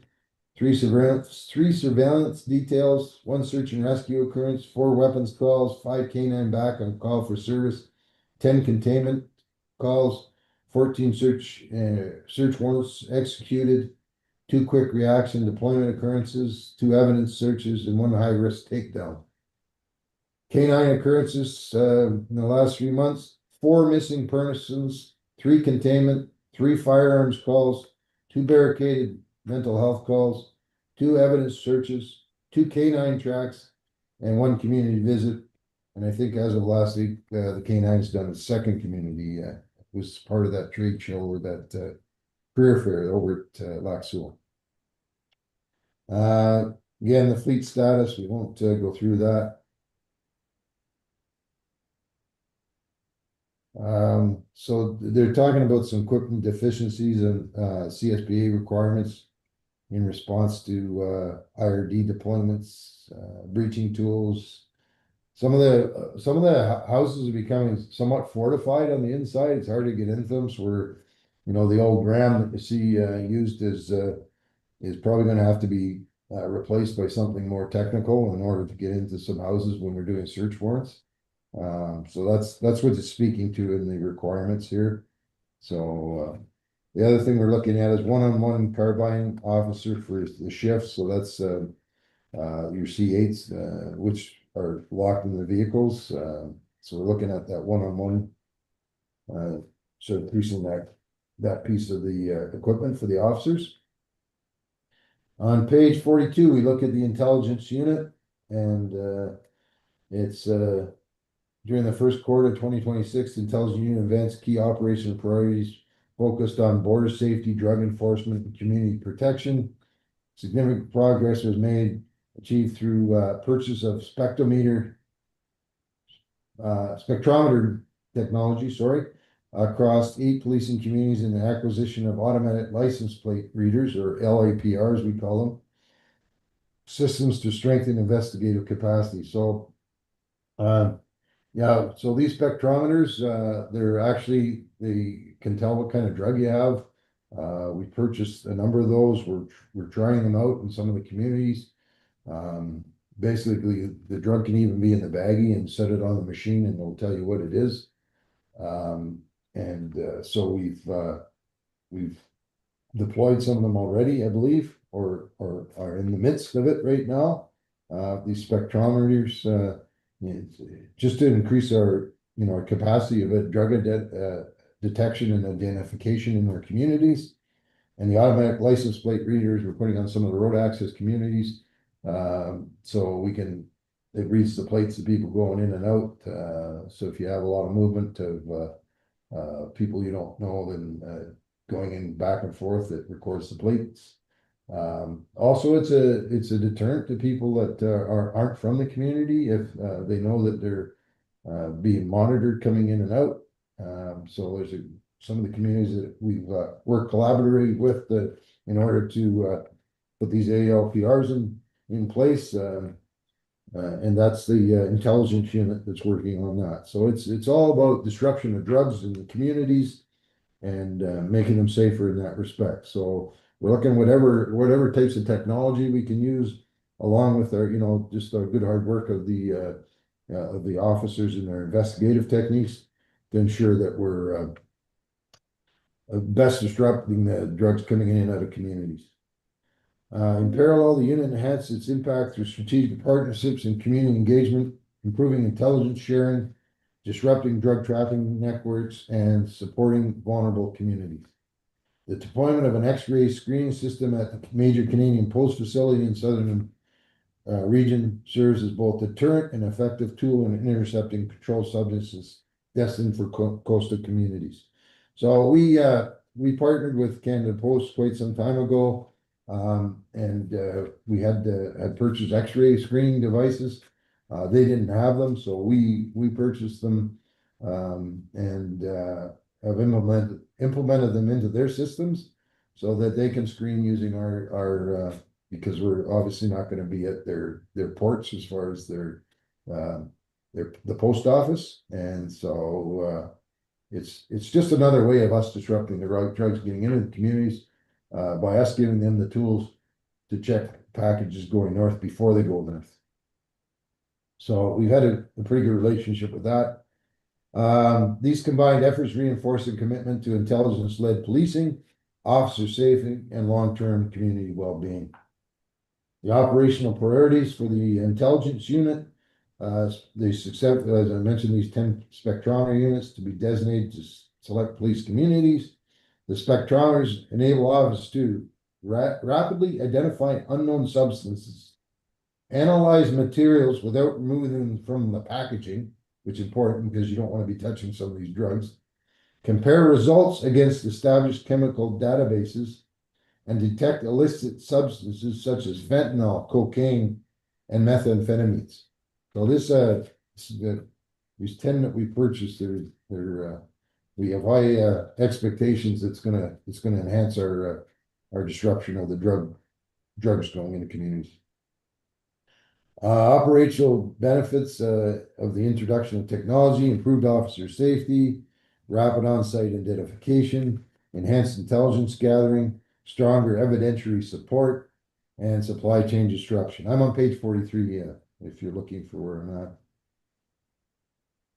at. So to ensure responsible use and measurable outcomes, the following controls have been implemented: assignment of each unit to a designated supervisor. So it'll go to the supervisors in the selected communities. A restricted use of supervisory personnel only, secure and storage in lockbox with dual lock systems, mandatory completion of sign-out sheets for each use, and bi-weekly reviews to assess usage, findings, and investigative outcomes. These measures ensure accountability, transparency, and performance tracking, supporting evaluation of the technology's effectiveness. So it allows us to make sure that these are being used properly, the evidence is being collected properly, and that we're actually getting some outcomes. And there's a policy that we're writing around this. I'm pretty sure it's done now in respect to that. And I think that was the last piece of the puzzle before deploying them, was to ensure that we had policies in place for proper utilization. The automatic license plate readers. The initiative is the intelligence unit has strengthened its investigative capabilities, through the procurement of stationary automatic license plate readers. The equipment has been purchased. Installation is not yet commenced then there's reporting. So at the end of March, they haven't been installed yet, but it's coming. Once deployed, the ALPR systems will capture and scan license plates entering and exiting communities, identify vehicles associated with criminal activity, including drug trafficking and human trafficking, and provide real-time and historical data to support investigations. So we see them as a real plus. The strategic impact. The LLPR's initiative is expected to enhance detection of repeat offenders, disrupt organized crime mobility, and improve protection for the communities we serve. I'm on page 44, the enforcement intelligence statistics for January to March. 21 warrants executed of our own, 4 we assisted with, so a total of 25. 57 arrests, 136 charges laid, 30 firearms seized, 1 weapon seized, close to $120,000 in currency. You can see the totals of over 2,245 grams of cocaine, 456 grams of crack cocaine, 91 grams of crystal methamphetamine, over 1,392 grams of fentanyl, and 24 grams of other related drugs. Drug seizures of pills, oxycodone, 283 pills, methamphetamine, 335 pills, and other drugs, 25.5 pills. And like I said, this is in a very short 3-month time period. And a time of a winter month. So this is a pretty significant number of warrants being executed in that time frame. These figures reflect the target enforcement efforts and continued focus on disrupting high-risk drug trafficking activities. Strategic impact from the intelligence unit: increased officer safety, more efficient and timely investigations, improved intelligence collection, enhanced disruption of drug trafficking networks. So I just basically repeating some of the things that we mentioned already and how this is going to help us with our drug disruption in the communities. The intelligence unit makeup is there. How many members we have in there now. And these are all now funded positions, as in the past we had basically 2 and they weren't funded. So we continue to grow. We still have room to grow, and we want to continue to grow the intelligence unit, especially the drug side of the intelligence unit. There's a number of at the bottom of the page, a number of community safety engagements, outreach, strengthening communications. I know they were doing a lot of presentations as well. Strategic impact on page 46. Meetings with elders, meetings with council members in respect to intelligence meetings are listed here. Schools, during the reporting period, the intelligence unit prioritized the development of strengthening a strategy of partnerships and cloud networks to enhance operations. Key partnerships were maintained with expanded regional crime units, frontline members, and external agencies, including the Criminal Intelligence Service of Ontario, Thunder Bay Police Service, and the Ontario Provincial Police. These partnerships have significantly improved the unit's ability to identify, target, and disrupt drugs trafficking networks, including dismantling supply pipelines into remote communities. School visits, Confederation College, community agencies, Thunder Bay Police Service, and OPP Northwest. Regional unit major crime incidents, significant seizure of JFO, OPP, Chapleau, Brunswick House, First Nations, over 100,000 worth of fentanyl, cocaine, methamphetamine was seized, and 2 arrested and 7 charges. So the JFO just means Joint Forces Operations. So this is one that we're working with other agencies on drugs going into our communities. Significant seizure in Summer Beaver of 145,000 worth of cocaine seized, 3 arrested and 6 charged. Joint force operations with the police partners of Thunder Bay City Police resulted in seizure of 1.2 kilograms of cocaine, three arrested and 5 charges, dismantling of a major crime network from Thunder Bay to Summer Beaver. So that ends the intel, and we're looking at page 48. The SASP, our victims services. SASP has introduced an intimate partner violence, or IPV, clerk position. So we're expanding the survivor, in the assistance program. And of course, on Natural Human Traffic Awareness Day, SASP participated in the event in the Inner City Mall, providing information, raise awareness, and connect communities with available supports. In addition, the SASP members attended a human trafficking conference hosted by Mindigan, where they further their knowledge about how human trafficking and exploitation of Indigenous peoples affects NAPS communities. In February, the SASP detectives attended a community continuity of care forum 7 youth inquest, where they raised awareness about SASP and how it can support the youth in the community. SASP has broadened its services by enhancing support for victims throughout the court process, increased involvement in intimate partner violence investigations, and more direct support to victims aimed to improve engagement and preparedness for court. SASP members continue to participate in various streams of learning, such as professional development courses, conferences, webinars, and enhance their education in victim support and trauma. SASP member attended the Women Indigenous Policing Conference, where they connected with peers, strengthened their understanding of Indigenous policing services, and engaged in collaborative program solving. SASP continues to work in close collaboration with the crime unit to ensure that all victims of intimate partner violence or abuse related files are managed with the highest level of care. Our regional complement for we have a detective sergeant, 1 detective constable, 4 support workers, and one clerk.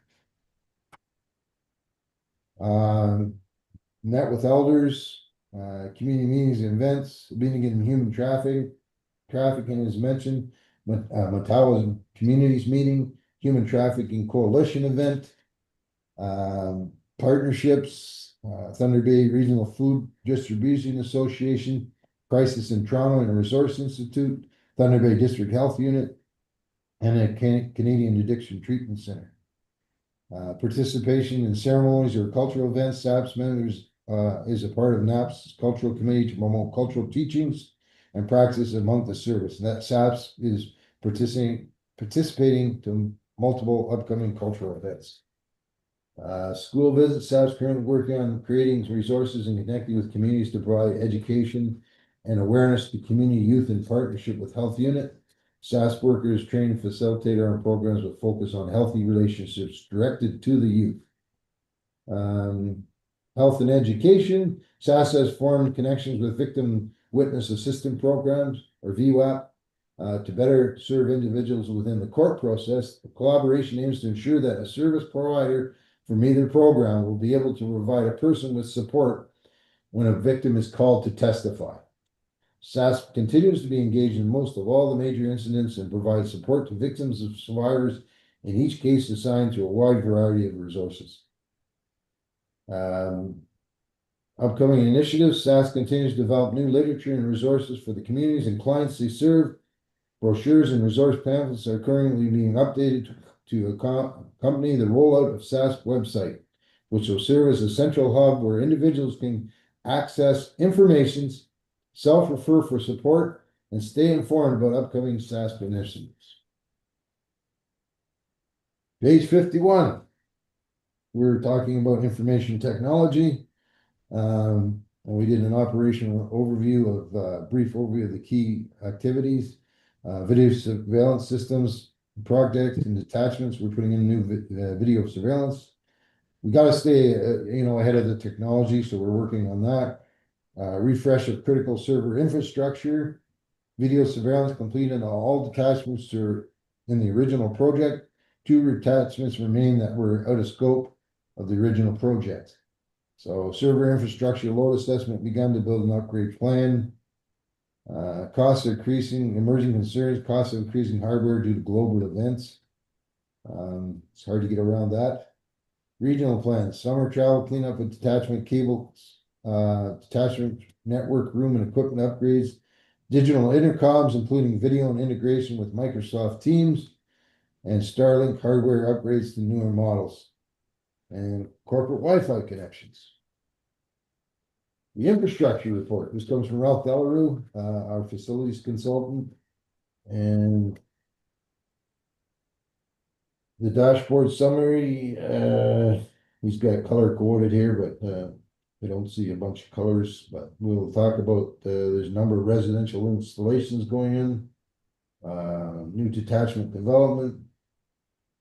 So Lookout's on track. Timmins is delayed due to some, it says governance approval gaps, but I think it's more just the design where we missed the mark a little bit on that.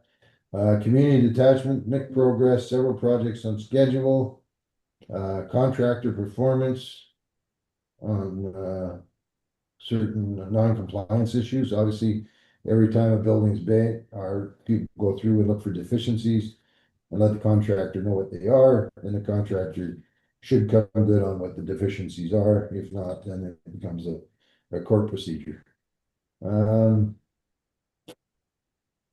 Summary, during the first quarter of 2026, infrastructure and capital projects continue to advance multiple priority initiatives across NAPS portfolio.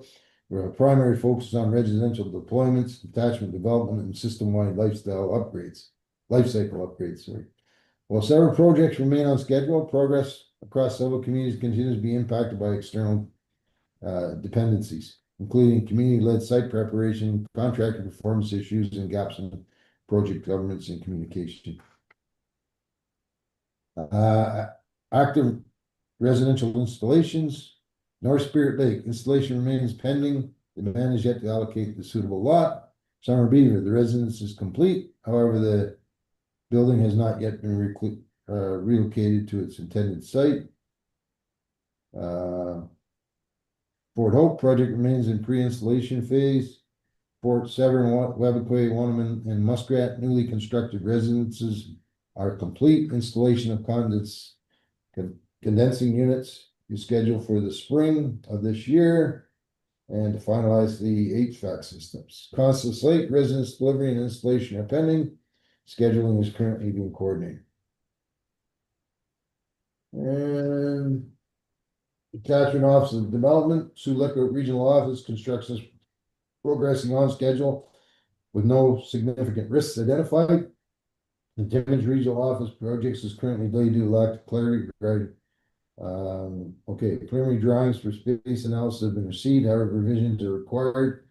New detachment development. There's a need to confirm and prioritize the next community slated for new detachment construction. Initiate or advance negotiations with the community to secure approvals, land allocation, and project alignment. Community-specific detachment updates. Mishpagoguming. No recent updates have been received. Last known status indicating funding approval. Project status requires confirmation. At Awapiskat, no recent updates have been received. Tekwe Tugamau, project is on schedule. Contractor announcement is imminent with construction anticipating commencing in the spring of 2026. Brunswick House project's on schedule. Right site is awarded with construction contract with work scheduled to begin in spring 2026. Contractor performance and risk management. Some obstacles for Key Wayman, ASCII engineering, failure to adhere to NAPS building specifications, repeated disregard for submit designs. Okay, we won't go into all that. Just the mechanical, some of the mechanical stuff that needs to be fixed up through an electrical lighting systems. Page 56, court report. And we're getting very close to in here. The court section is responsible for administration requirements that pushes case files through to the court's grounds. When criminal charges have been laid, court files are assembled by the investigating officers in the field through niche. Key priorities are special constables training provided compliance with CSPA, standard training and reporting and navigating. Currently in the stages of our internal court administrative training process. So we're trying to up our game in the court process by, this was prepared by Inspector Nelson Rasclad, who's in charge of courts. Currently in stages of ensuring that our court processes are streamlined and accurate, because if not, you lose cases, and that's not a good day when you lose cases. Mandatory coroning and training topics for the courts: use of force. They have the mandatory qualifications, legal and regulatory training, mental health crisis response training, role-specific duties training, and professional diversity. Our regional complement right now, we have 20 special constables reporting to 2 special constable supervisors. These special constable supervisors report to the staff sergeant, reports to the inspector. OPP courts section is being very helpful in assisting us develop special constable training by providing seats to their course. OPP will provide the service instructions and conduct a course at our general headquarters. This will give us the opportunity to shadow coach and our personnel in developing their capacity, and then we'll go from there to doing our own training. Infrastructure and fleet status, IT communication stuff, that's pretty much across the board here. So I think I'll end it with that. It was a very lengthy report, but obviously there's so much going on that a lengthy report, we probably could have went on a little longer with some of the other things that's happening at Anishinaabe Police Service, but hopefully that report answers a lot of people's questions. Miigwech. Okay, thank you, Chief Terry. I don't know if I think we need to have a break now, and then we can come back and ask any questions or discussion. I know that some of the people have had to leave. I don't know if I know that Chief Rick Allen had to leave, and also Jason Batiste. I don't know if they're still here. I'm still here, but I'm just gonna be going into my X-ray now here in about 15 minutes. Okay. Okay. Okay. And I'll join back in. I'll join back in after I'm done. Okay, good. All right. Okay. Bye. I don't know. What about Jason? Is he still on, or is he gone? He's off now. But we still have quorum. We have 6, and if Rick is out, we still have quorum with 5. Okay, so we're gonna have a 10-minute break, and then we'll go on to community issues. All right. Yeah, well, we would have to continue with the chief's report first, and then I know. Yeah, I know that Yeah, Chief okay. report for questions, and then the issues. All right. Okay. 10 minutes.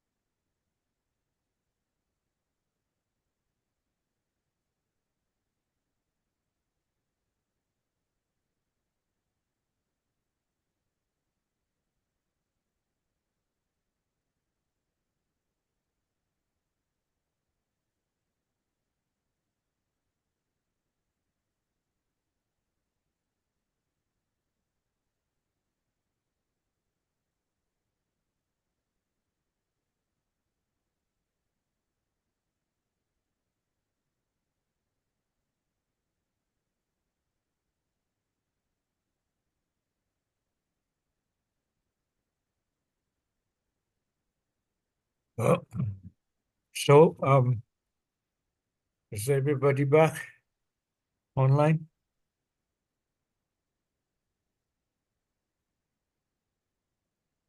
We need to, I want to thank, Terry Armstrong for, his report, very thorough report, detailed report that he has presented.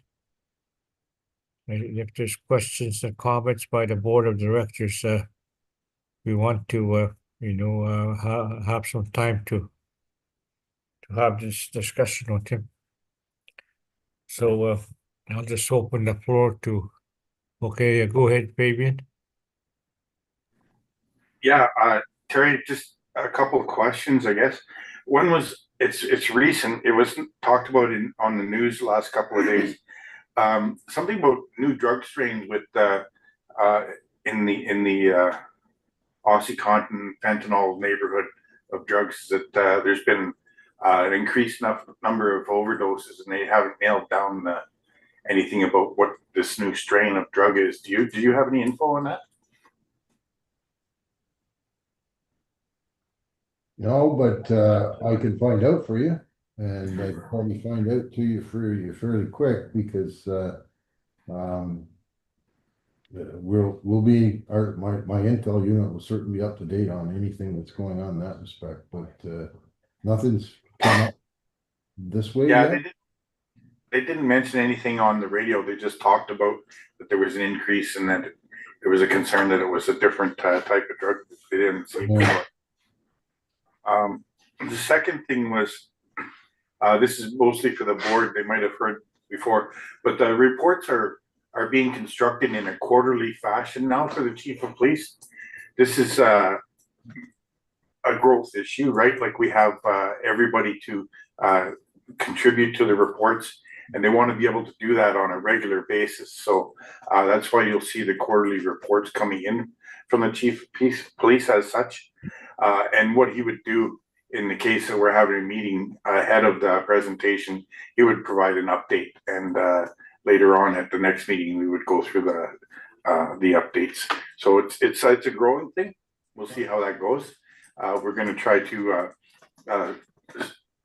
regulate the board meetings around or shortly after those quarters are completed. Our annual report also has to be under the CSPA, it has to be submitted by June. So a lot of this, what we've done, will be probably form that annual report as well. So I throw that out there as well. Oh, other than that, pretty good report.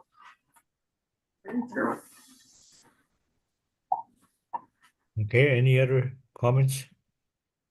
He just left, so. Okay, Stan? Yeah, I have a question and I have a comment, well, questions, I guess. One of them is that in the chief's report under chief's investigation, there's a line there that says loss of jurisdiction, member resigned. What does that mean? Loss of jurisdiction?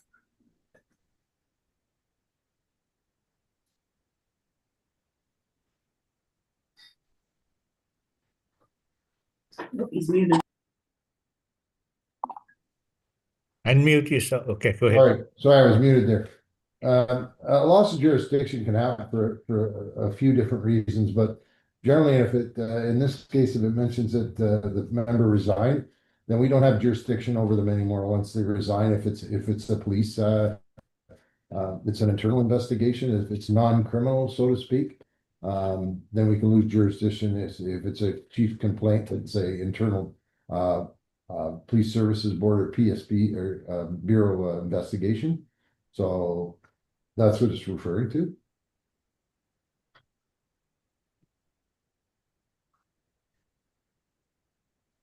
People retire sometimes with charges and under the Police Act, and they go away. Okay, sorry. Okay, I have one more comment question. In regards to the our officers on the ground in the communities, I notice we have more and more recent immigrants and some, as part of our officers, what kind of structured cultural training is there for for those newcomers? I know that they have technical expertise, they've been trained in everything, but because of their background, the cultural perspective is quite different from First Nation or the communities they're serving. I think there should be a lot of culture training to make sure that the newcomers, especially the newcomers, understand the First Nation cultures or values, principles, and philosophies, because to avoid misunderstanding on the ground. Yeah, we do cultural training with them here in Thunder Bay when they become recruits, before they go out into the field. And then, as you notice from our annual block training, we've added cultural component to that as well.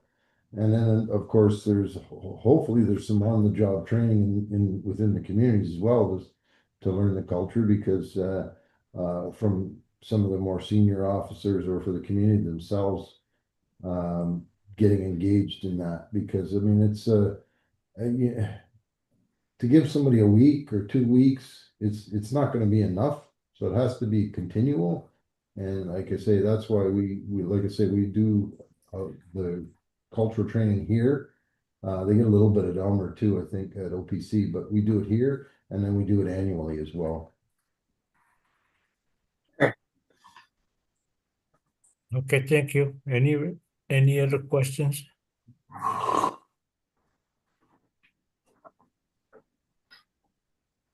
Hey, Frank. Yes, go ahead. Yeah, I'll say a few words, Chief. Yeah, that was a very lengthy report. Meaning, Uzam, say in my language, it's too much, overwhelming. Yeah, that is a good report. That the strict spectrometer, how does that work? Is there Can First Nations buy those kind of things, or what? Is it is that a new thing? Spectrometer. Yeah, it is. It's something that one of the community chiefs asked for something like that. They had this other thing way back that was kind of like an intoxilizer for drugs, but this is totally different. It's something can measure the drugs. But I'm going to revert this to the Deputy Deuce. If you could give a little bit of an insight, because he's been working on that project or overseeing it with. And plus, he's got a real history in his background. He's in the drug enforcement. So, Brad, if you could give him just a little oversight of what those are. Certainly. Thank you, Chief. Hopefully everyone can hear me. Yeah, in regards to the spectrometers, so what that does is that gives an analysis of those drugs then and there when it's received right at either the airport or the checkpoints, or even when officers see it. Whereas in history, we would have to take those drugs, we'd have to analyze them and box them up and send them all the way down to like Ottawa or something like that for actual analysis. And during that time, there's also the risk of there's a safety risk involved with that too. And then there's the inherent issue of, well, what drugs are coming in our community. So to answer your question, I believe it can. It's just a company that that kind of has put these out. I think there are a few different companies now. We went with this one regarding the spectrometers, and it's an analysis that is upfront and ready available analysis that comes in. It's going to be a valuable asset to our communities, to our officers when dealing with drugs that come into our communities. Like if you're looking at an individual drugs like carfentanil, we kind of want to know what that is right away, right? So we'll identify it as such, and you don't even have to take the drugs out of the packages, because typically what will happen is, in order to get analysis to sent away, you have to remove them from the packages. This one will just analyze it right through that package that's received. So it's a very valuable tool. I think they get upwards of ten to $15,000 per spectrometer, so they are quite expensive. The plus to it is very minimal training associated with it. There is initial onboarding training, I think. Then we've created our policies as well as our police orders that go. And I think we have a PowerPoint presentation to help our officers go through this. Yep. Well, yes, it's good to hear. So somebody could just go through like a mail. Is that because do you know what I mean? Essentially, yeah, we're excited to see them in action and see how they actually work. I think the guys have used it a couple times here before rolling it out to the region and to the to our communities. But it's an extremely valuable asset to have for safety wise and just for identification purposes. Okay. So can you use those to scan the body? No, I don't believe they're for bodies, just mainly packages themselves, just to see what drugs have been received. If they, to identify the drugs as it comes in, and it's got all the drugs situated within under the the Controlled Drugs and Substances Act as well. Okay, thank you. Frank, you need X-ray glasses for what? Yeah, we need X-ray glasses for our officers. Okay. Well, now that you're back, Brad, there was a question Fabian asked about a new strain of oxycodone out there that was causing more overdoses. Nothing's filtered to my office in that respect. Have you heard anything? Nothing that I have heard recently regarding oxycodone. That's been somewhat a way of the past. I mean, if there is something that has come out, definitely we will look into that. And I'll message the intelligence unit right now to see if there's any updates on that. Yeah, because the other thing that we have been seeing is just to answer that question that Fabian asked a while ago is adding, like taking some of the drugs like even fentanyl and adding things to the fentanyl. So now that you're not dying from a fentanyl overdose, you're dying from a fentanyl poisoning because of what they've put in the fentanyl. As a fentanyl user, you know how much your body can.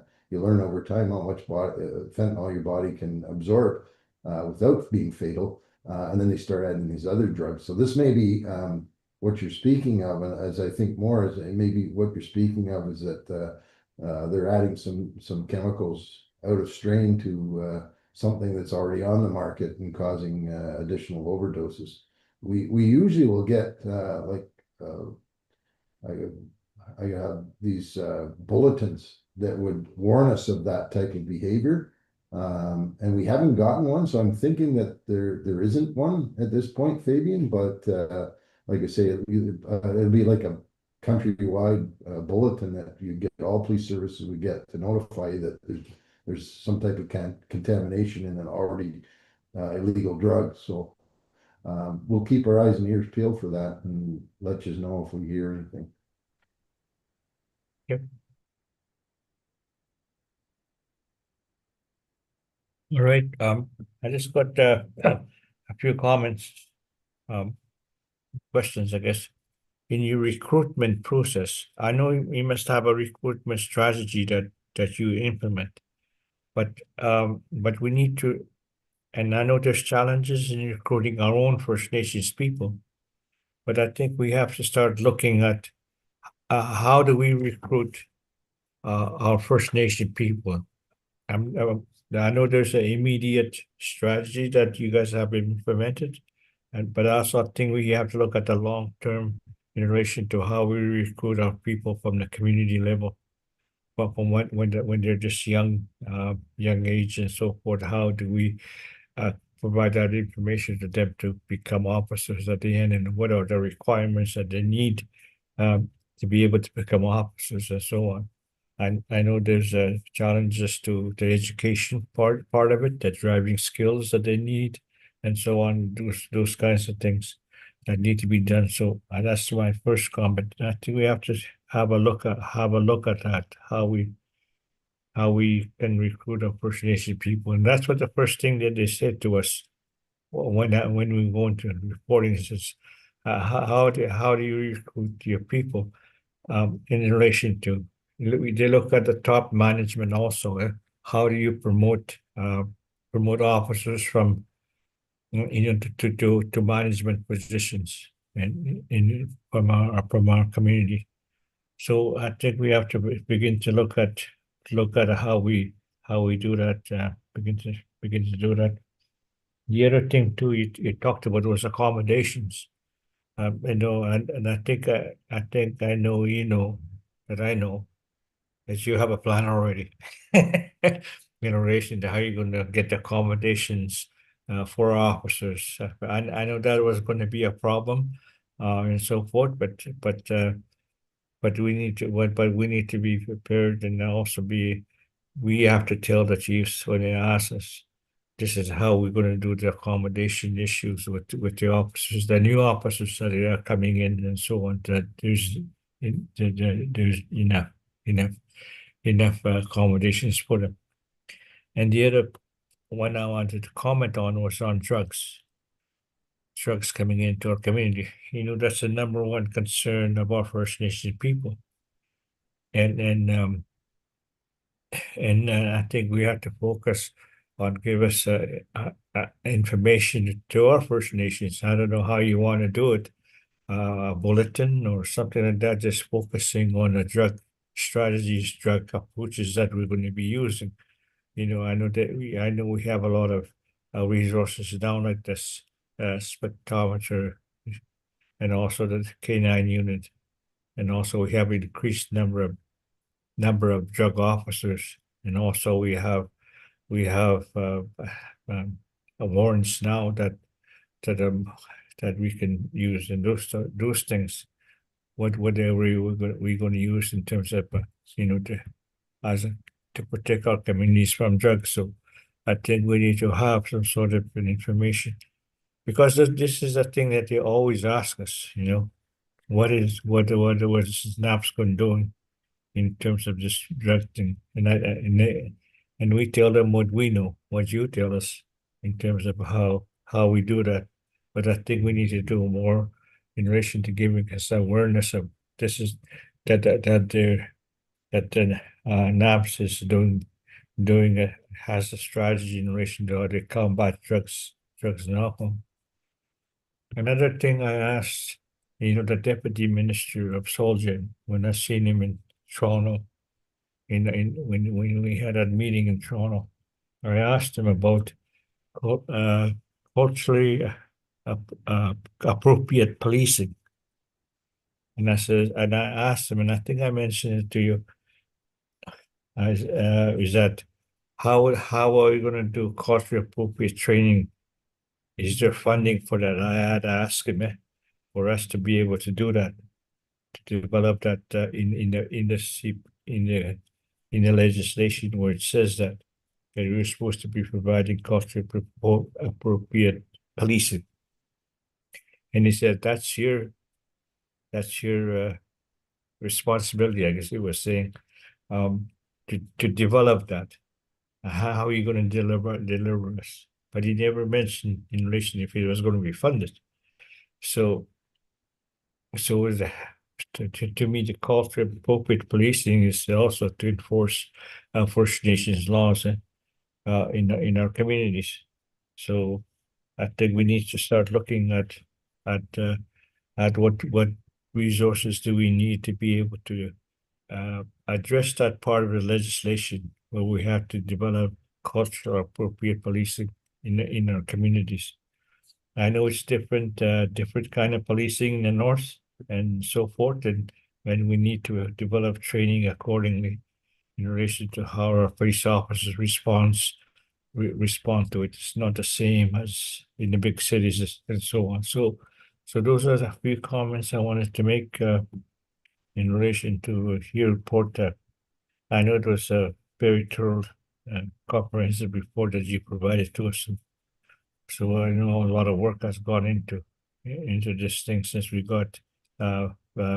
became a legislative police force. So I just wanted to comment the good work that your department has done under your leadership.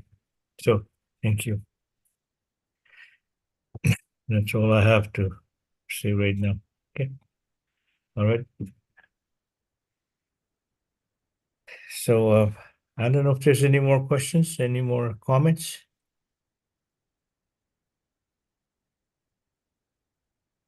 If not, we'll go on to the next agenda item, which is community issues, and I know it's 11:30. And we'll just move right along to community issues, and I'll start off with Stan, I guess, over there. We're gonna need a motion first, for Oh, the. yes, that's right.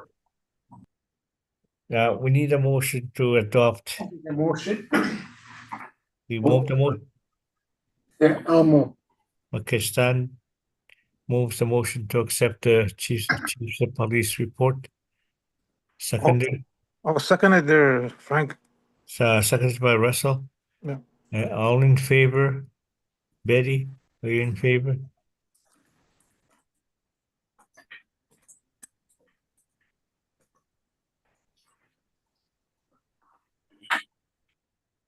Is he still on? I can't hear you, Fabian. She is, but she's muted. Okay. I just want an indication from her that she's agreeable.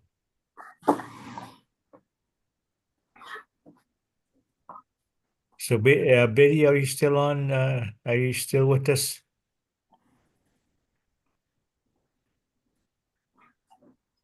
And Harold, you agree? I'm good, Frank. Okay, I'm good too. So do we have a quorum with that? Yeah, let me double check with Betty. Yep. 1, 2, 3, 4, 5. 1, 2, 3, 4.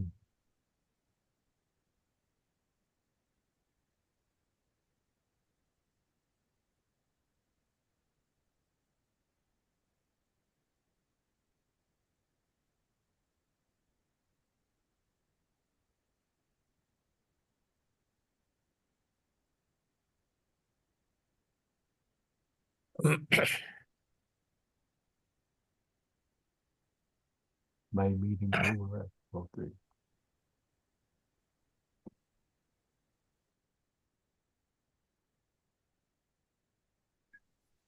Chair, I called her and it keeps going to, we're searching for the person you have called. Indication that they may have dropped communications up there. I did hear something go offline earlier. I think we should just pause the motion for now and Okay. continue with community reports. I'll keep trying to get in touch with her. Okay. All right. So we'll start off our community issues. Stan. Which are going to go into community issues? Yeah. Yep. Okay, just pretty much, oh, okay. In regards to issues in Muskrat, it's very quiet there all the time. I've seen the officers patrol a lot, and they spend a lot of time meeting the airplanes coming in at the airport. They have a community search program, and I think the trucks were slowing down, but we also know that a lot of it are coming through the winter road, but it definitely slowed down the flow of trucks with the searches that they're having at the airport. I think one of the things I just want to make a comment is that in regards to office involvements with the community, I know in a report it mentioned that some communities, the officers participate in the community events, whatever may be going on there.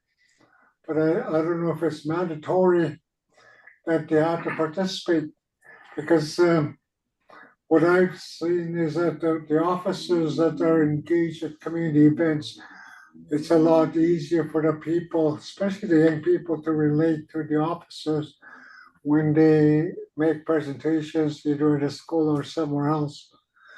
So I think because the officers, the number of officers going into our communities are increasing. We want more people coming in.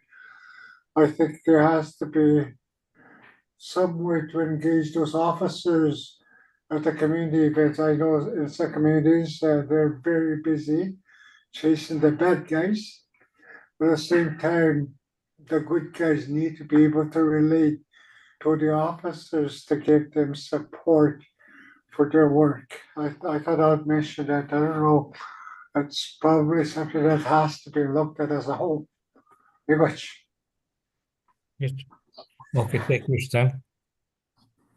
Chair, it's Fabian. I just wanted to confirm that Betty did approve of that motion. So if you want to say it's all carried, we can push it through. Okay. So with that approval from Betty, so it's carried. So how many do you need to have a quorum anyways? We have 6. We need 5, so we're good. We're good to go. Okay, good.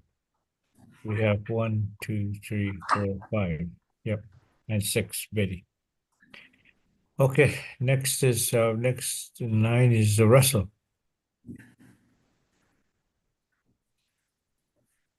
Community issues, Russell.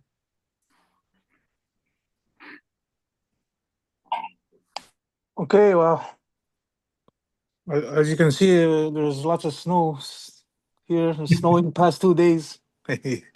Barney, give us a prayer. Give some warm weather. Well, anyways, yeah, I can only speak for my community. I have the independent First Nations. I know we're talking about the. I know when the deal with drugs, drugs that are coming in from Thunder Bay are usually bad drugs. They say here in Sandy. Most drugs that do come from Thunder Bay, I don't know, they're laced with something. I don't know. Usually, when drugs come from Thunder Bay, people get sick. We do have flights every day from Winnipeg, um, except on Saturdays. So that's where most of our drugs come in. People fly in and out, and they'll bring some in, and they'll send some in through mail. That's how they do it. So yeah, we do try and do our part. Even chief and council will go to even dump brew still. We still do that probably every week, every other week. Yeah, and we try and keep our officers involved. But most times we'll just go as a leadership, and there is a lot of drunk driving happening, and we try and tell our officers here that are here to do checks. It's kind of slowing down now as the ice is not going away. We sort of closed our winter road, so they still use skidos to go in and out. UA sig, yeah. Again, there is still a lot of snow, so yeah, that's me okay? Okay. Okay. Thank you. Yeah. Okay. No, we'll move on to Harold. If I can follow up, Chair, a little bit of announcement regarding the independence.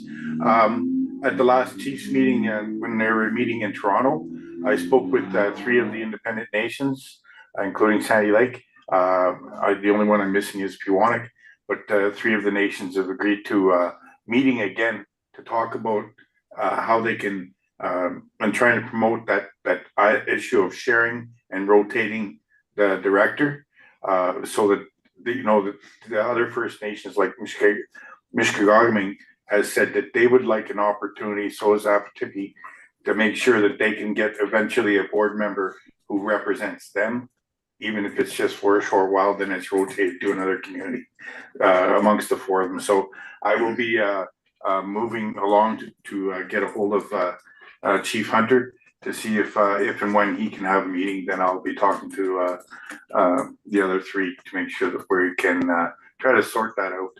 It's been on the hook now for 2 years. It's an ongoing issue. Fabian, Yep. did they mention anything of trying to bring in a Treaty 5 group in? No, they haven't. Okay. I know Sandy Lake is Treaty 5 along with would be nice to have Treaty 5 in NAN group. So just put it out there. Yeah, that's what Dolores had talked about at our initial meeting, but we didn't have the ability to change the structure of the board. Yep. So if we need to change the structure of the board, it has to go to the chief's approval. And if it's a Treaty 5 group, it'll affect Uetnagogamathana.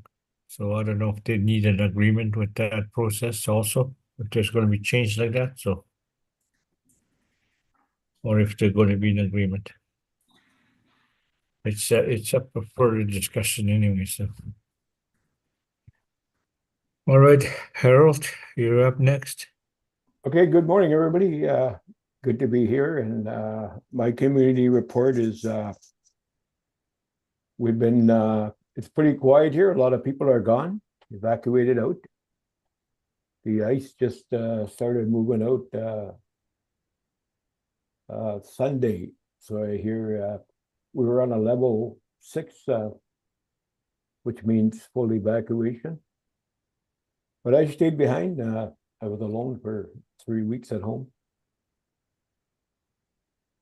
So I'm going to get myself a dog here. But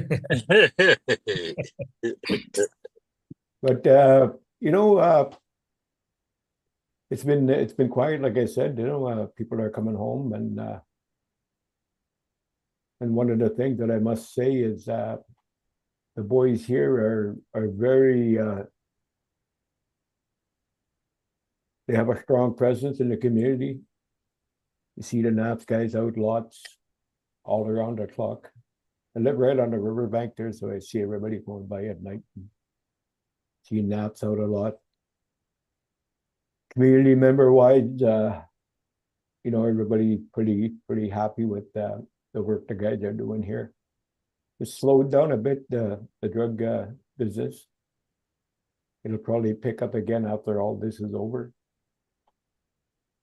NAP did a lot of warrants here in the past while, and I think they're making an impact. They're never going to eliminate it, but they're making an impact on what's going on, and it's obvious to the community as well.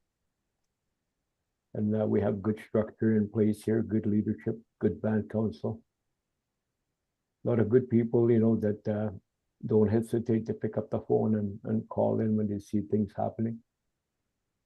But overall here, things are going good, and myself, I'm very glad to hear of the promotion of young Eldon. I remember when Eldon was a young boy, I used to go hunting with him and his dad, and he always talked about being a cop. So I'm really happy to see him in his new position, and Chief, you can convey that to him and let him know that Moose Factory here, we're proud of him. Homegrown product, good to see that. And that's pretty well all I have to say. Thank you. Thank you. Thank you, Harold. Betty? Is he still on?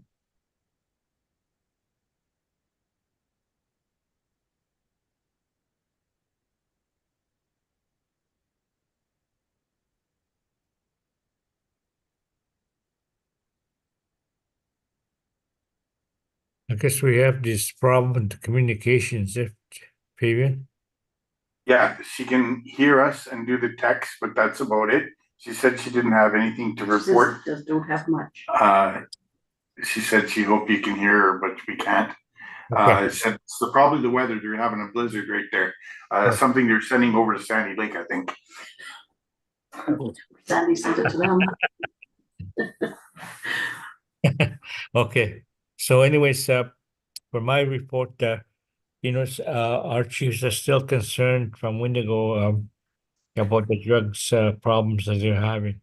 I know Castley has spoken to me about doing something about that, and now he was mentioning before the K9 unit and how the K9 unit was progressing, and I explained to him recently that the K9 unit is operational, that they have another one that's based in Solihull, and he was pretty happy about that. To hear that. So, and but they're continuing their efforts, continue to try to work with NAPS to, you know, to try to prevent them from coming into the community. Sachigo has that same concern. Um, the concern he had was that the drugs are coming in, even though they do searches at the airport, and it's still coming in. He says it comes through, but it's in internal body, internally in the body is where they suspect the things are coming through. So I told him, I informed him too that the K9 unit is also involved, and I don't know if the dogs would be able to detect anything that's inside the body. So maybe you can answer me that. So, yes, Chief. If Yeah, the dog would detect, it would be able to smell, like if they didn't swallow it, like if they were pooping it as they call, yeah, they would be able to detect that for sure. okay, Like the dogs are incredible smelling power. yeah, The cadaver dogs, they can smell a body under the water. If somebody's drowned or whatever, the incredible smelling. But I mean, it depends on whether they swallowed it, and that's one way some people will do it, and they'll wait to pass it later, yeah, or whether they've actually hooped it and stuck it internally that way into their. Well, we won't go into detail there, but you know what I'm talking about, right? So they've stuck it in an orifice as opposed to swallowed it, kind of thing, right? So, but yeah, and that's something that's very dangerous for obviously for both the person doing it and for yeah, but it's incredible just what means people will go to get the drugs. And yeah, we are seeing a significant difference, I think, in respect to like the cooperation between communities and the yeah, searches and the drugs that are coming out. And like somebody mentioned, you're probably not going to always I mean, there'll always be some attempts to get drugs in, but one of the things we noticed too is the outsiders are starting to turn their heads. And that was the thing that was happening, say, a year and a half ago, is you had all these people just showing up from wherever to your communities and trying to sell drugs. And we're making a real impact on that. They know now with some of our, not only our technology and some of the things we're using, but with us upping our crime units, our drug units, and our canine units. They know it's not going to be as wide open as it was. yeah, So that's a big disruption win there for us that we're seeing. That you might not see so much on the level, but like these gangs that were coming from other places, they're thinking twice, and they're looking at other markets in some regards, because it's not as easy just to walk in, right? So there's some wins being made, and I won't never sit here and tell you that we've fixed it, but we're certainly, like I say, making some strides. Thank you. So if there's no more discussion on the community issues, it's close. It's 10 to 12. I don't know, Fabian, your liaison report is going to take that long. Chief Allen's back on. Okay, good. Thank you. Okay. Chief Allen, we just doing community issues and concerns. Well, as I said, we're doing good now. We got almost a good full complement of officers in our community. That's good. It's making an impact. Again, the drug unit and crime unit is doing good, and we're starting to eliminate all the people from down south, the gang members, I guess, coming in, and I know we kind of have a presence felt from our NAPS officers, our crime unit, and et cetera, et cetera. I know we have our plate readers, we have cameras that were installed in all the homes, and this is deterring all the crimes, but there's still crimes that happen, regardless of what people will say, but we're making a good impact. And I think, as I said, as more officers come into our communities and every community gets their full complement, and I think we'll start to see a major difference in each community. But there's some differences that we face. Like drugs will always come in. From either from the areas where there's no traffic, like it can come on the CN rail, it could come in through bush trails, etc., etc. But I know they're doing an extremely good job in my community. Anyways, I can speak on behalf of my community, but the tribal council that I go from Ottawa, and some of them are just having that same kind of position of not enough officers in their community.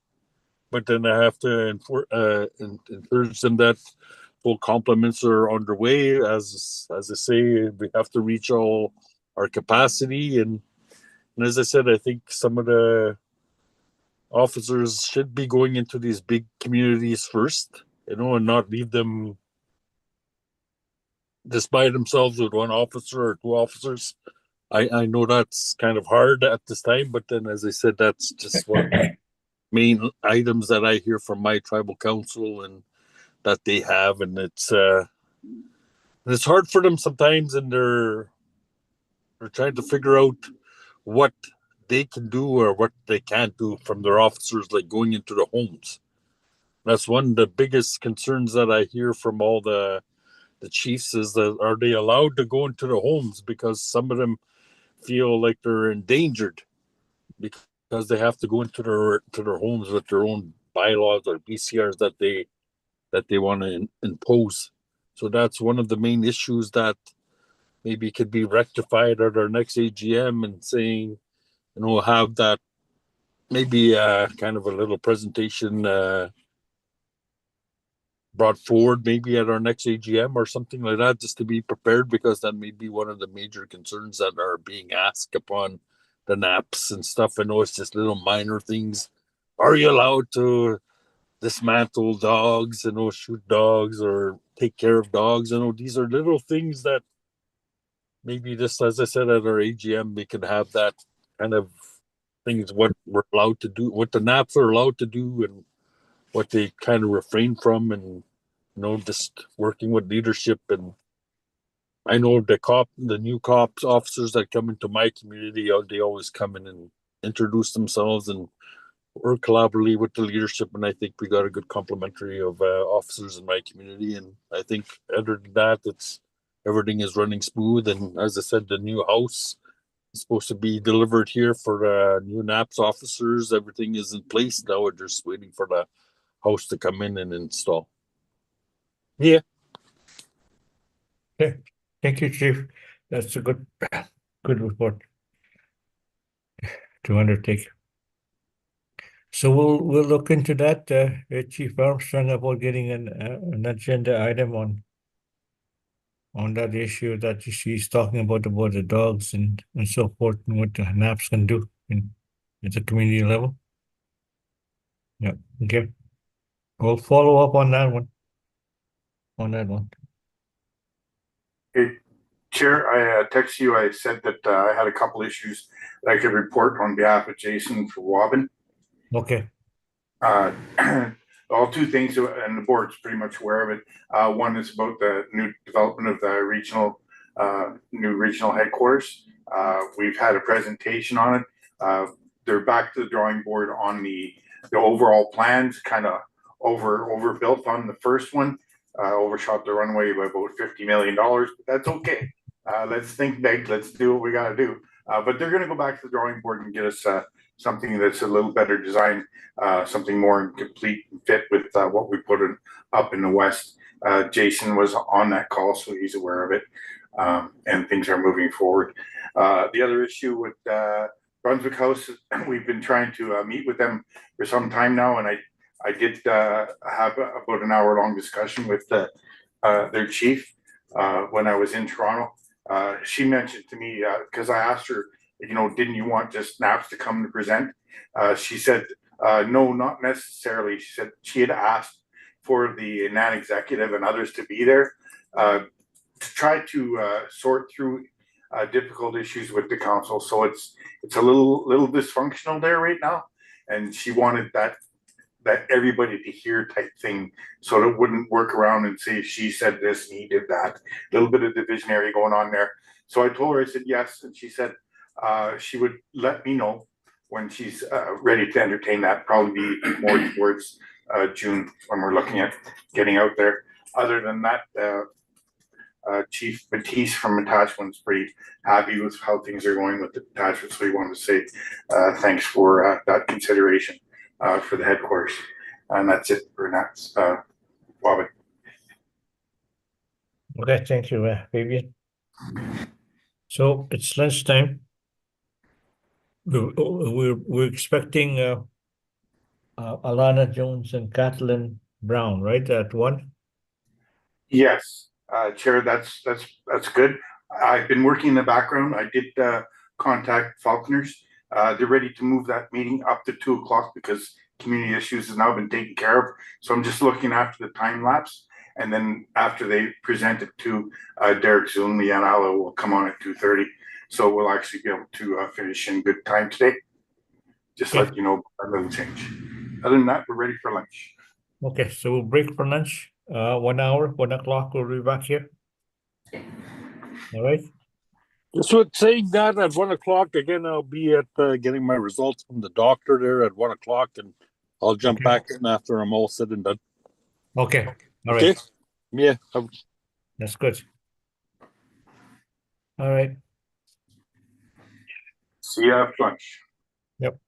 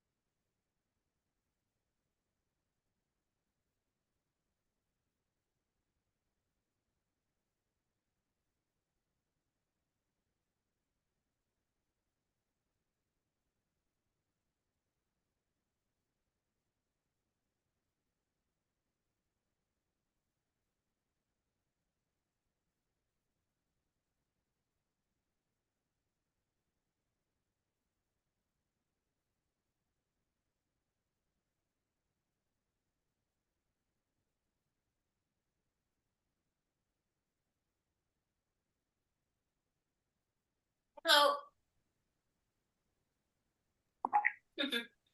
Morning or afternoon. Hi, Fabian.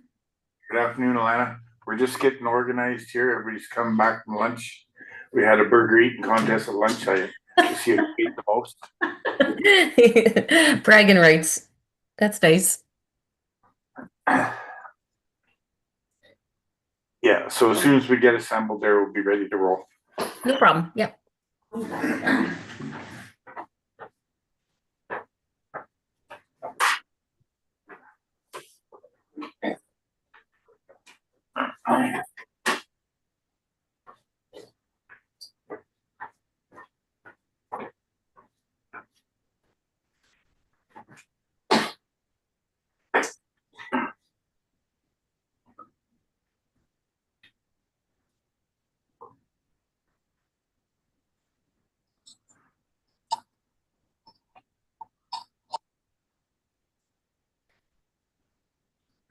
Message. Russell. Chief Allen said he would be back after one. Oh, that's right. He's getting his results.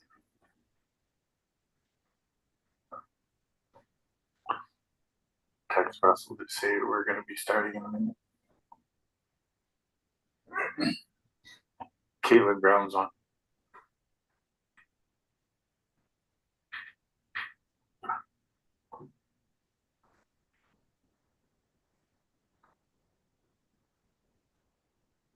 Frank is in. Who's cat?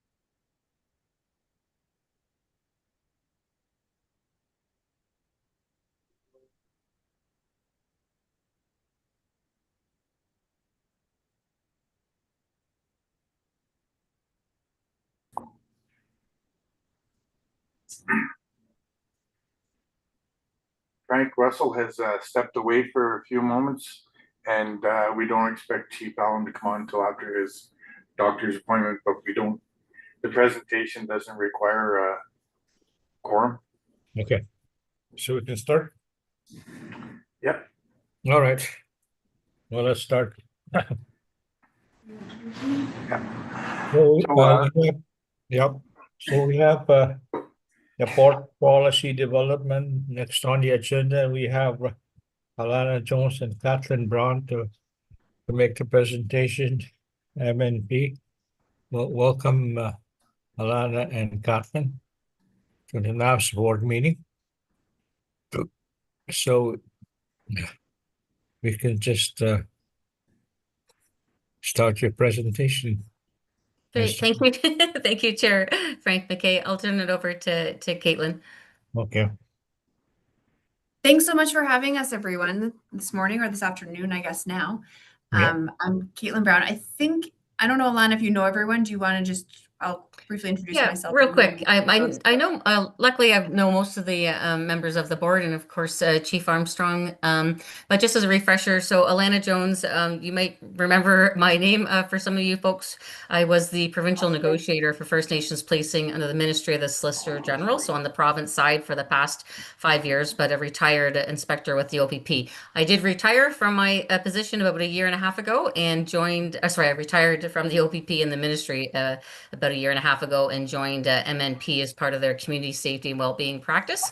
But obviously very familiar with Anishinaabe Police Service and the board. In my previous role, worked very closely with Chief Armstrong and the NAPS board legal counsel with the opting in of NAPS opting into the new CSPA. So that was a great accomplishment and really happy to be a part of that in my previous role.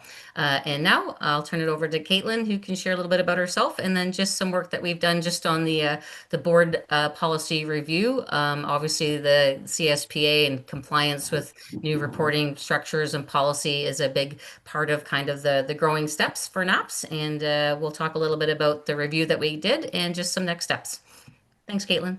Thanks, Alana. I'm Caitlin Brown. Everyone, nice to meet you. I work, as Alana mentioned, with MNP in our community safety and well-being team. So some of you might be familiar with MNP. We are a professional services firm, so accounting, tax, corporate finance.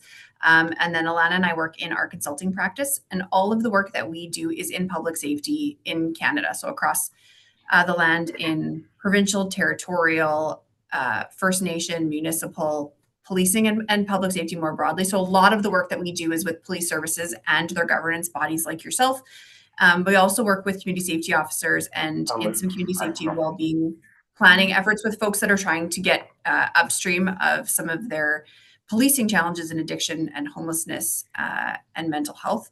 But again, most of the work that we do is with police. And we've worked with many, many of the First Nation police services and with a number of First Nations across the country that are looking at starting their own First Nation police services. It's Chief Armstrong and Fabian have both been supportive of the others across the land that are looking to you folks as leaders in that. So again, familiar with NAPS just because there are so many others that are looking to you folks as again, the biggest First Nation police service. And then again, all of the efforts that you folks have made to grow your service and to meet the high service expectations of the nations you serve. So we did do some work with you folks in March to take a look at your governance policy manual and make sure that it was compliant with your new legislation that you obviously are opted into, as well as just with governance leading practices. So we will go through a bit of an overview of the findings and then the resulting recommendations from that review. So I am going to share my screen to take you through the report. Can you folks see the policy manual, the board policy manual review slide?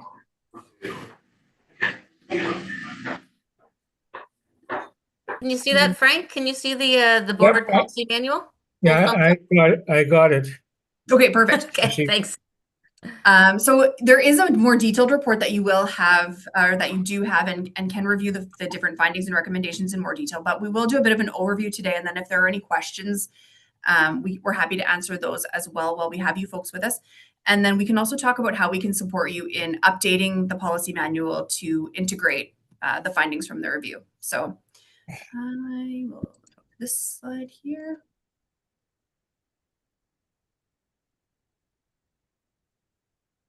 There we go.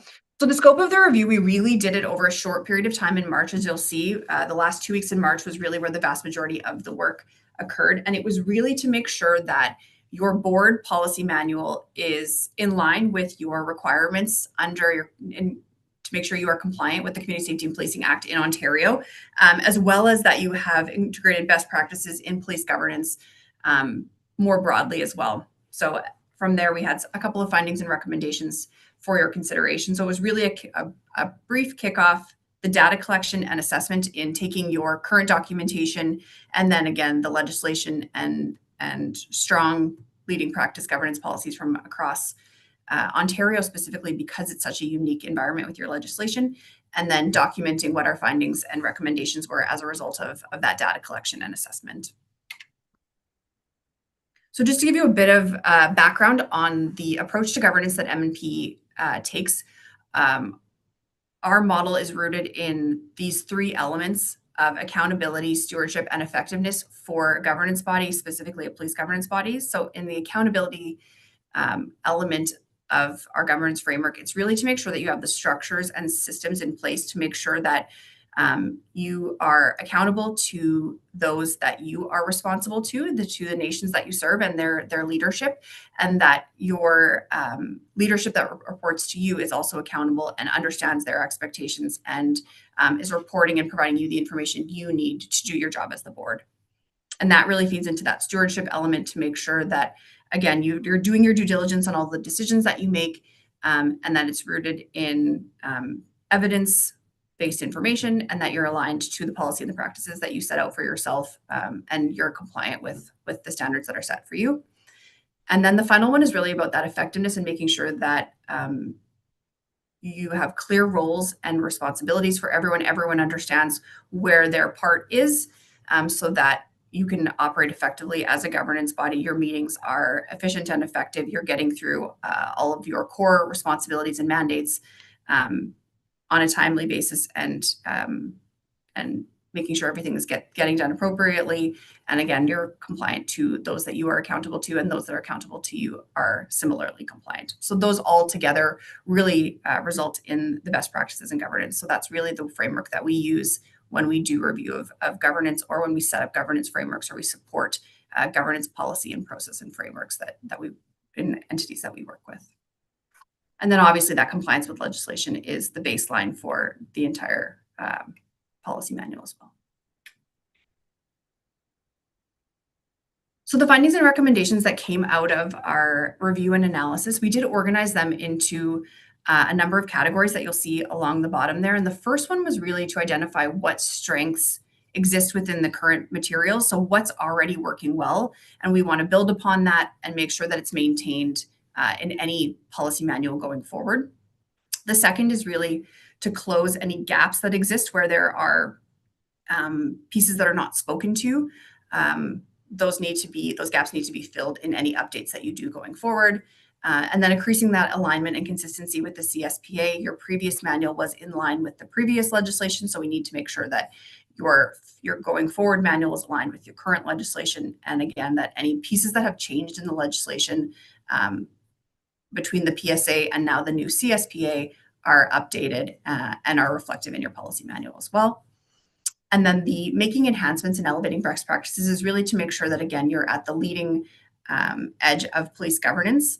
So those are the recommendations that fall outside of compliance and gaps, but more about enhancements and pushing the envelope in those best practices areas. Alana, is there anything else you wanted to add? I didn't give you an opportunity. My apologies. No, I think you're doing a good job. Okay, perfect.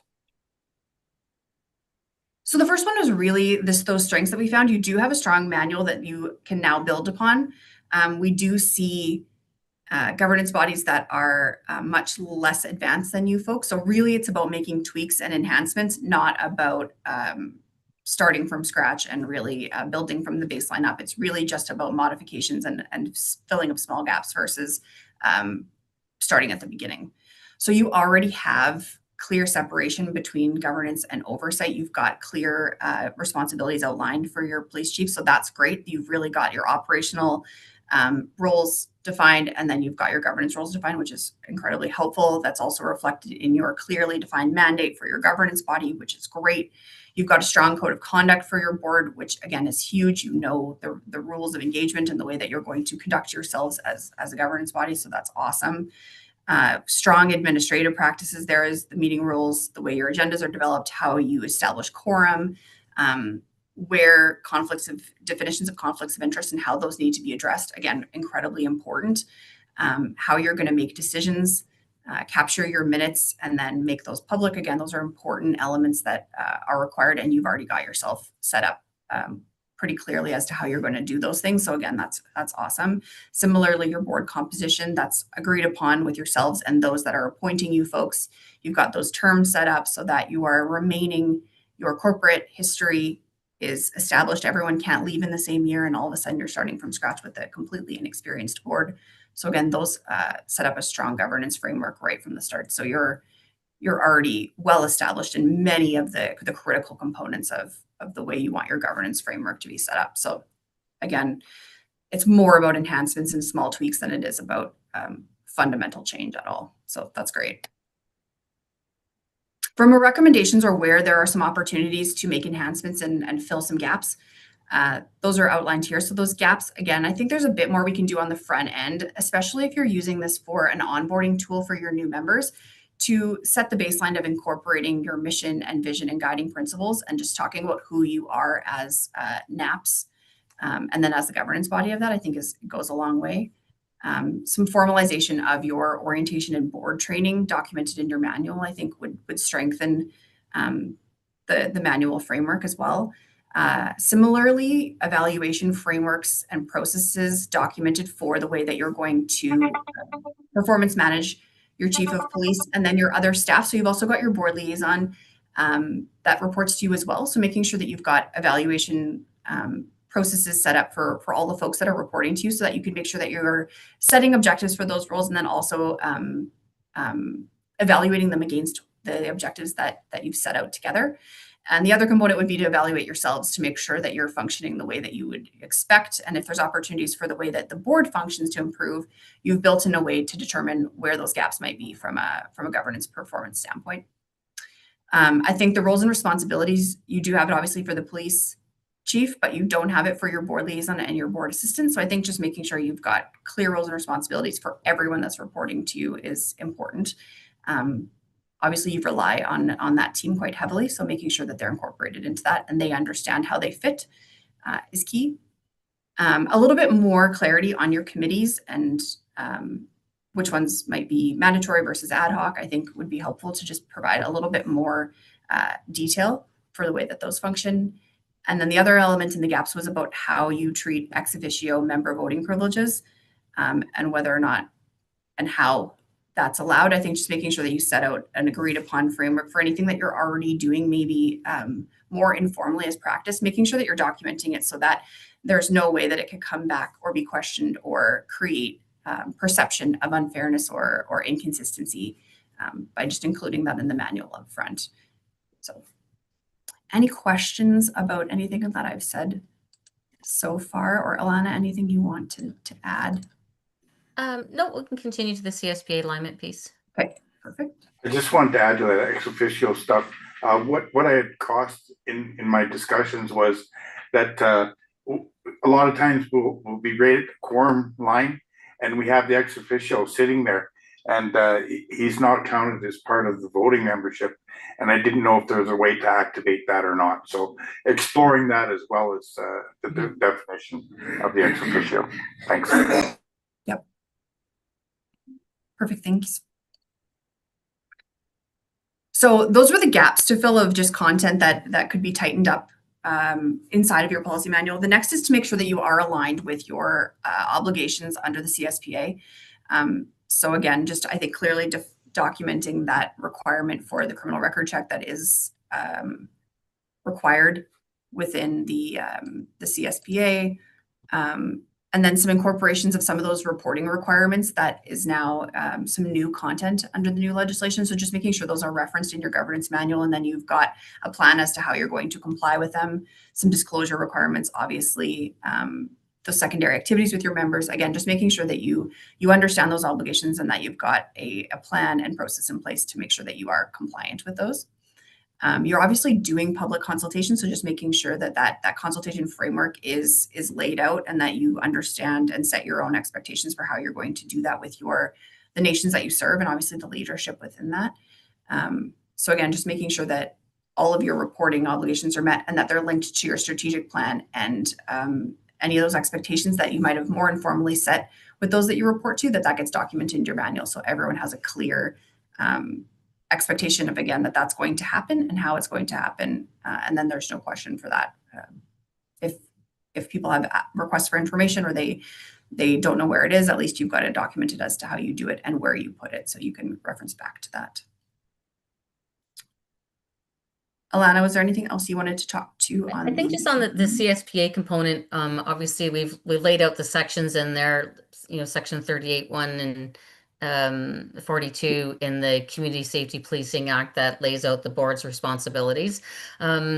Overall, and this wasn't really part of the scope of work when we looked at the policy, but just looking at the NAPS board website, I know on the NAPS Police Services website, there's links to the CSPA, links to the Inspector General, which is that oversight inspectorate body, independent body, the strategic plan on the service. But again, this is just little things that enhance the board's website as you move forward. Again, things to think about this next fiscal year, but by keeping those things separate, and then even just the board's policies, you have policies laid out on requirements of a police service board when it comes to policies on kind of the core functions of policing, like crime prevention, law enforcement, maintaining public peace, emergency response, assistance to victims. Those core functions are kind of laid out.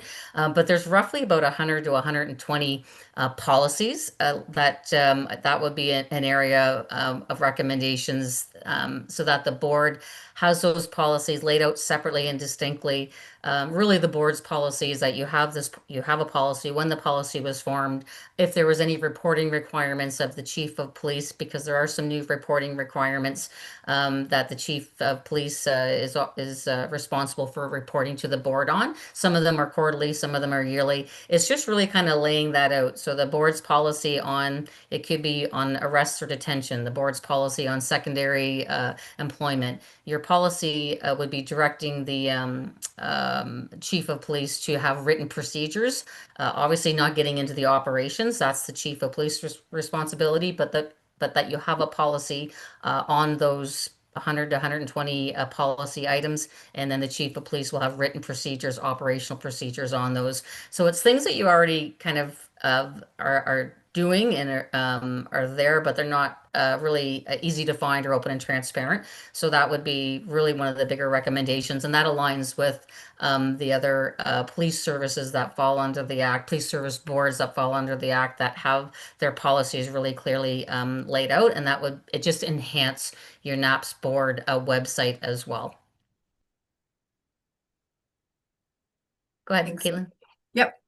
The next one's a little bit of tidying up of a couple of things that are maybe a little inconsistent throughout. So there's some definitions where we use some different terminology throughout the manual. So I think just tidying up and using consistent definitions across is an easy way to just make sure everybody is clear and using the same terminology, and there's no question about references made within it. So again, just some changes to definitions and consistent use of terminology. So more, again, much more of a cleanup than fundamental change, obviously. There's a couple of procedures that I think are not documented in the manual that could be tidied up, the tie vote procedures, the selection and appointment processes. I think just making sure that those are clearly reflective of what you're currently doing in practices. Again, more of just tidying up across the manual in that alignment to consistency. Can I comment on that? Okay, there's certain things that we have to do under when the chiefs approve our bylaw, the bylaw that they approve in relation to the structure of the board and the appointment and selection process. That's I don't know if the board has any authority to change those that processes, because it's the chiefs that determined how the board governance structure should be handled. So when we talk about also the ex officio voting privileges, we did that at one point, but it got rescinded again after, because I didn't think it worked.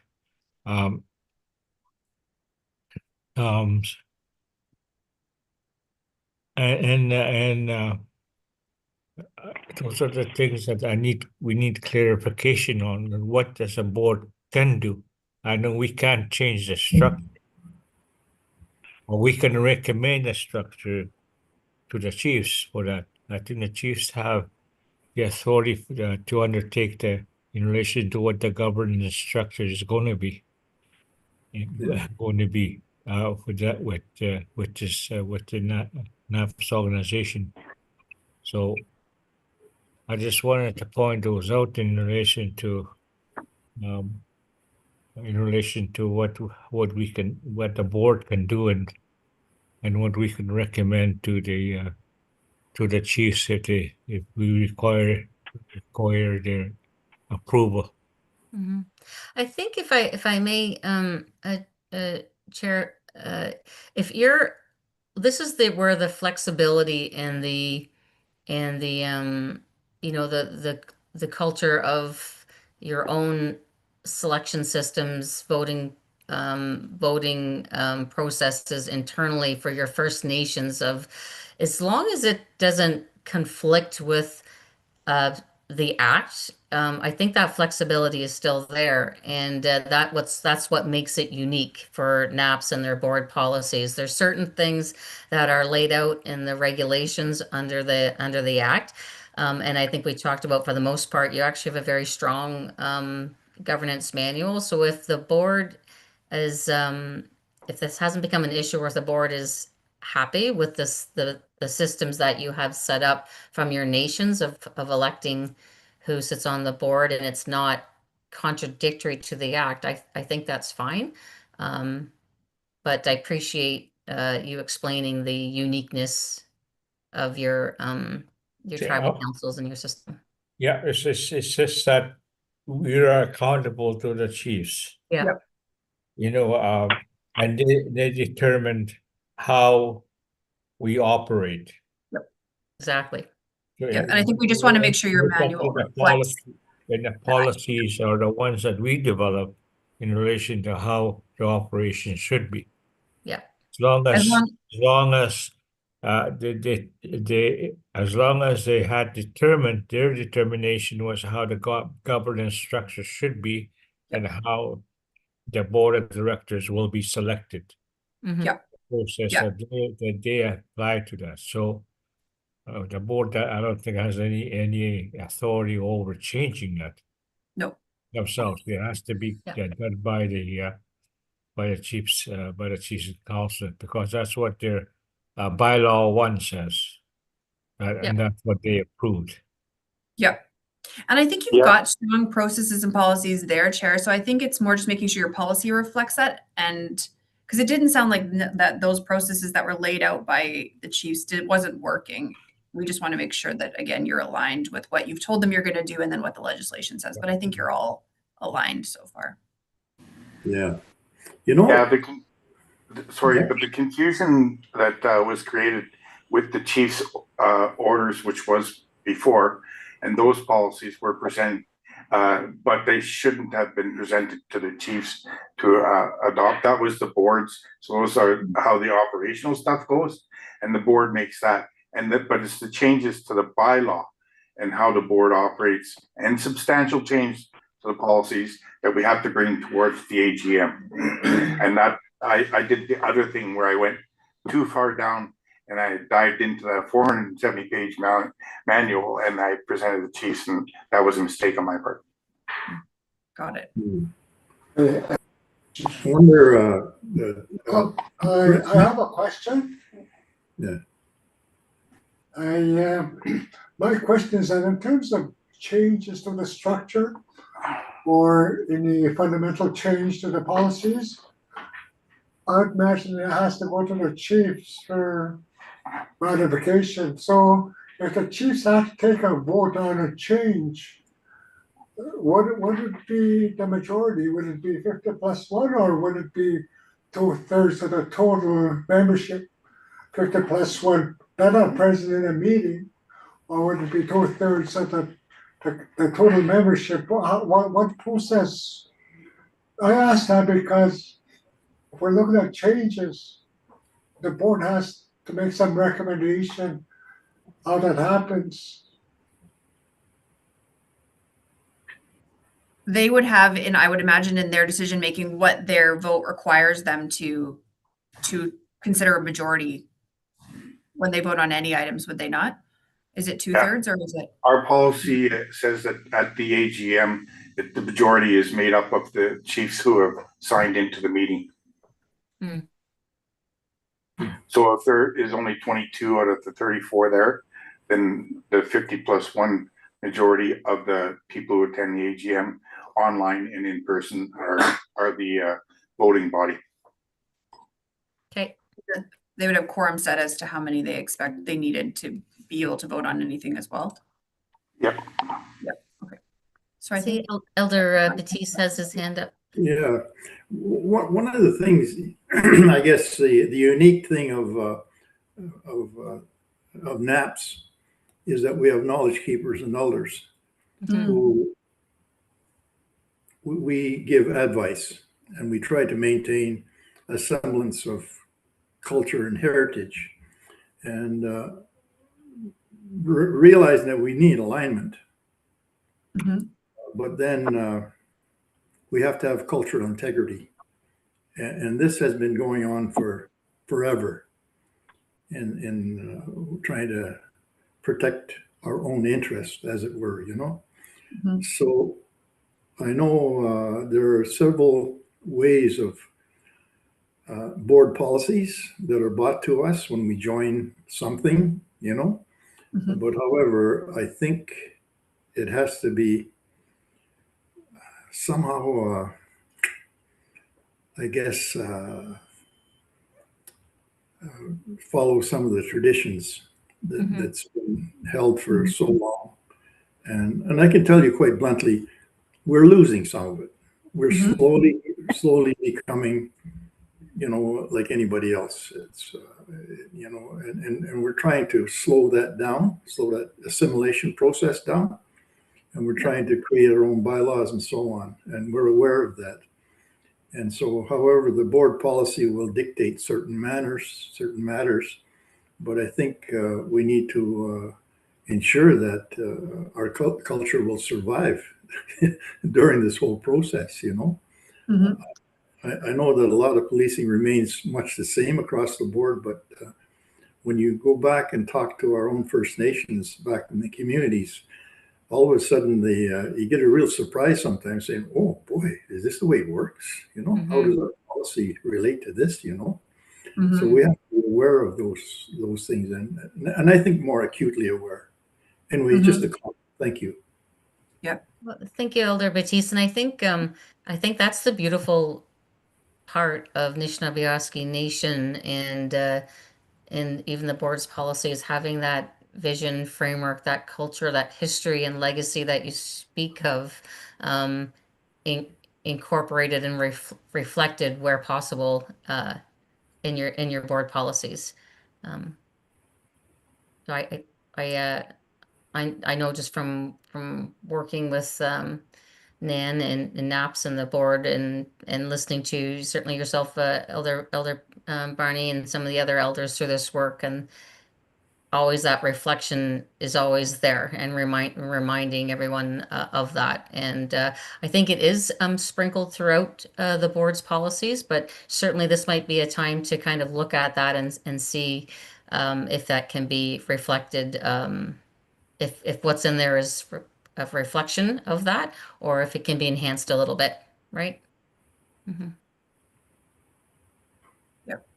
And if there's more opportunities to incorporate it, like I think that's a great thought, and I think it's something that we would look back to you folks as the elders and the knowledge keepers and that, and the additional folks that aren't on this call that could again point out some opportunities where that could be brought back in into the way that your board operates, and then also how they interact with the communities too.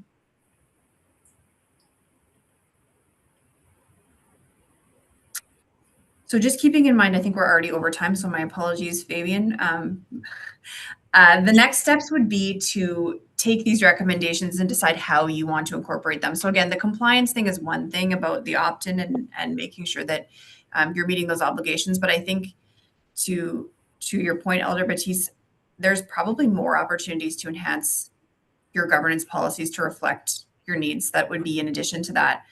So I think one of the first steps that you'd want to take in incorporating those would be to make sure you have some of those discussions.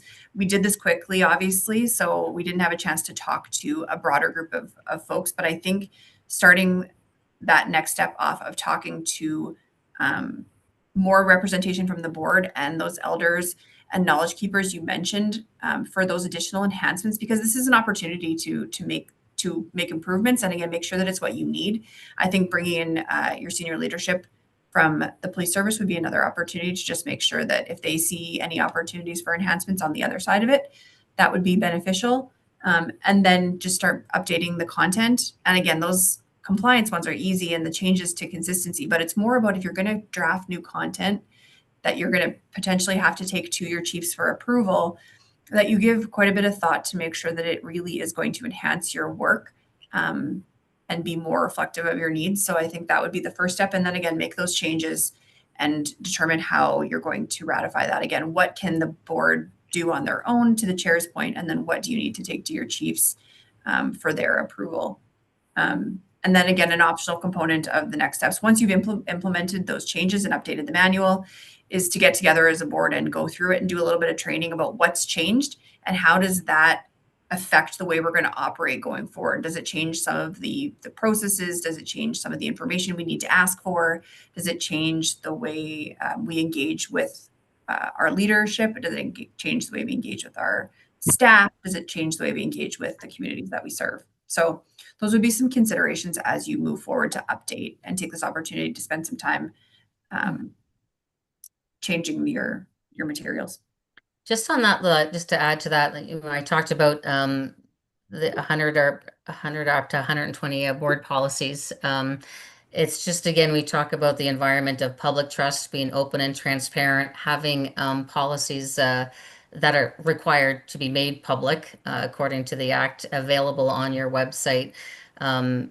Helps build confidence with the communities that you serve and community membership. And even something, I know we talked about Section 14 agreements, so we refer to them as Section 14 because that's the section of the CSPA, of the legislation, and Chief Armstrong is probably familiar with those. But at the time when the CSPA came into force, basically Section 14 agreements are agreements that a police service board can enter into with another police service board, whether it's the OPP, whether it's Thunder Bay or whomever, to provide provisions of policing. There are certain functions that a police service and board have to provide with their own members, and then there are other functions that they can enter into an agreement with another service to provide. So we'll just use the OPP in this situation just because I know they're a good partner with NAPS and have been there all along.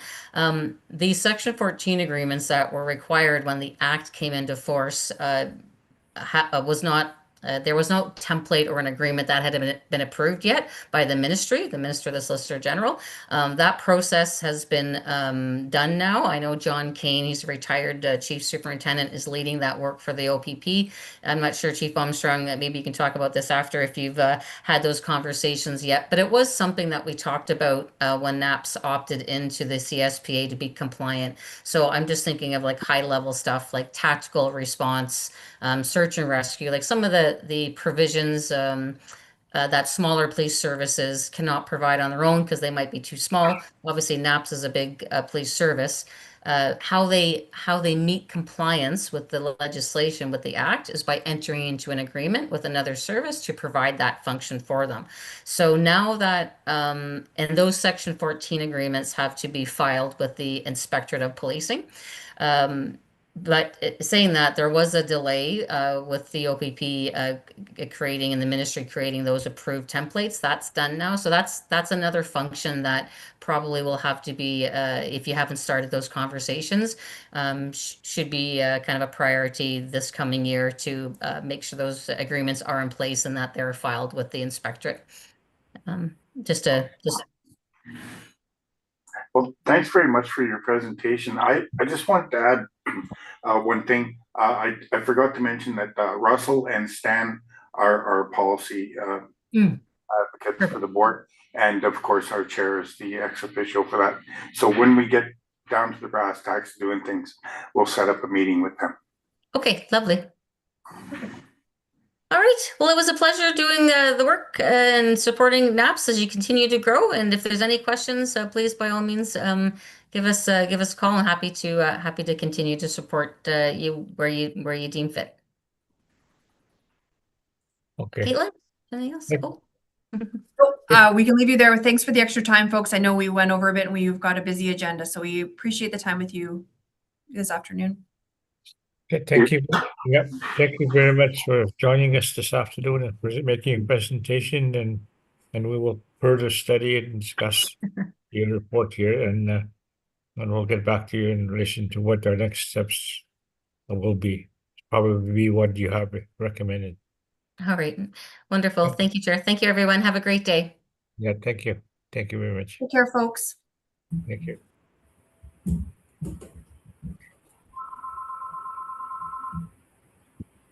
All right. So Fabian, your liaison report is, do you need approval for it? You're unmute yourself, please. You're muted. All right, I'm unmuted. You didn't want to hear that anyways, Frank. But just before I get into my report, so I don't forget this, I just have an announcement on the Ontario Association of Police Service Boards. That has now been changed to the Police Governance of Ontario. And their next AGM is going to be the first week of June, Niagara Falls. We already have a possible presentation there by the chair and Deputy Grand Chief Mike. But what happened in the discussions with the leader, the CEO, Lisa Darling, and others, they've mentioned that there is now a director at large position for the First Nations in Ontario. We knew about it from before, but we weren't ready to act on it. So now they're looking at having a name from the board to go forward and meet with their board on a regular basis. And it would be, I think, 4 quarterly meetings plus the AGM that they require and some training. And I believe the training they usually don't do in person. But anyways, looking for a name from someone from the board who might be interested in accepting a position. I can put that name to Lisa Darling, and she will have that set up for the June meeting down there, and they'll be inducted then. So a name of a member from the board who might want to participate at that level.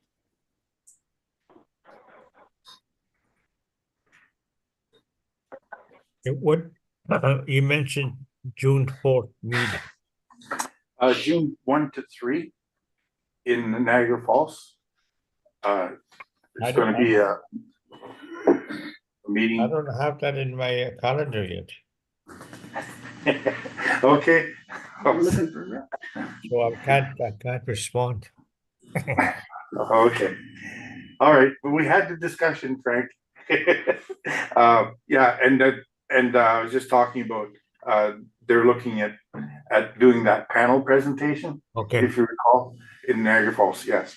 But this was in addition to that. That was a call out from Lisa, and I think that time is of the essence. So if they get a name of one of the board members to submit for that seat, at large seat for the PGO, they would appreciate it, because that's when they would do the introduction of that member.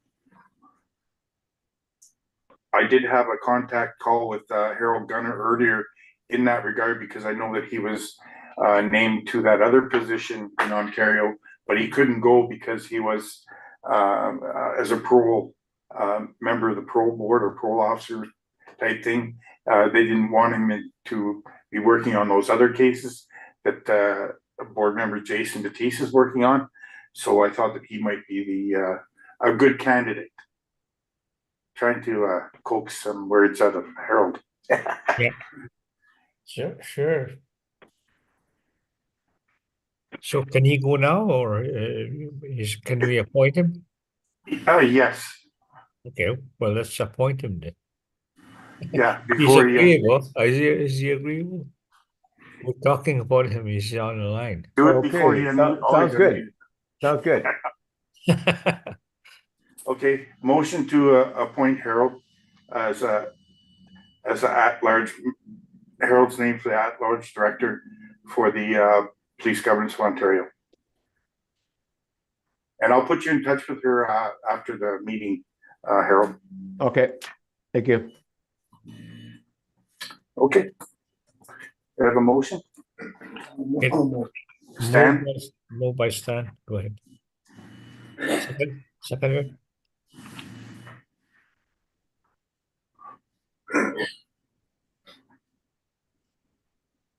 I'll second that. Okay, Betty? Yeah, Betty. So all in favor, I agree. Yeah. Russell? Yes, Betty beat me to it. Yeah. Russell Yeah. and is Chief Collins on the line? He's not back yet. Oh, okay. But we we're can okay. pass. We're okay? Yes, we have four. Okay. So the motion is passed. Congratulations, Harold. All right, my report as usual Okay, thank starts you. off with a list of the meetings that I've attended in the past. I'll just leave that to you. And on my regular leave, I did put in that I had a bunch of doctor's appointments. I usually don't do that because that's not my normal forte, but I was having some issues with body core things like the heart rate, stuff like that, doing some weird stuff. We're still investigating, but I just wanted to flag that for you. I've done a number of tests and we're continuing to do, I've got 4 more to do before the end of the month. And we should have a good assessment, but a couple of the worries that we had are gone by the wayside. So I'm looking on the positive side on that right now. Just want to let you know. Under the community issues, the tripartite negotiations reported our last board meeting looking to schedule negotiations for a new 3-year agreement in the coming fiscal. That is set to place in September. It didn't happen last year. It was the federal government who kind of sidestepped us there. Mr. Walraven is the gentleman at that table. And so they didn't continue what they said they were going to do. So late in the 4th quarter, we started talking about it again. And of course, we introduced that 1-year extension. So that in setting that up, Faulkner's advised us to get written confirmation from the funders that we were going to do serious negotiations and we're not going to end up in another additional year of waiting. So that has happened and we are now set to meet in June. Right now it's the week of June 22nd and that's in flux right now because I'm just waiting for everybody to commit to that. So we do have a path forward.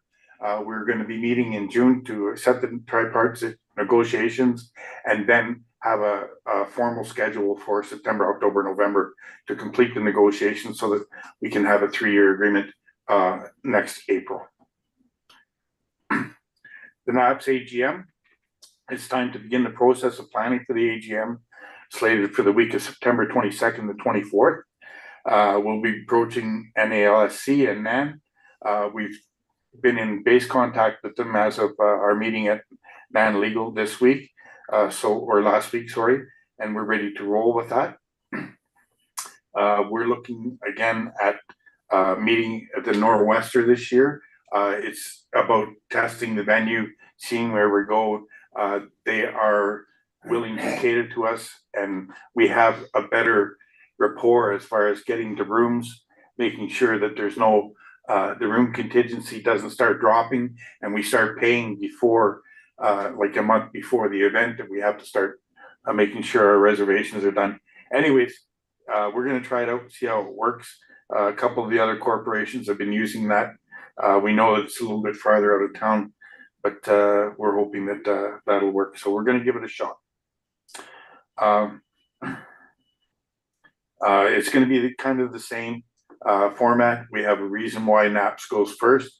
It's because we are bringing the chiefs in and we only have 34. Later on, there's more. The other chiefs come in on the second day, so we're not having them wait around. That's the real reason for doing that. We're ready to roll on that one. Board policies. We made the policies fit into the language of the CSPA.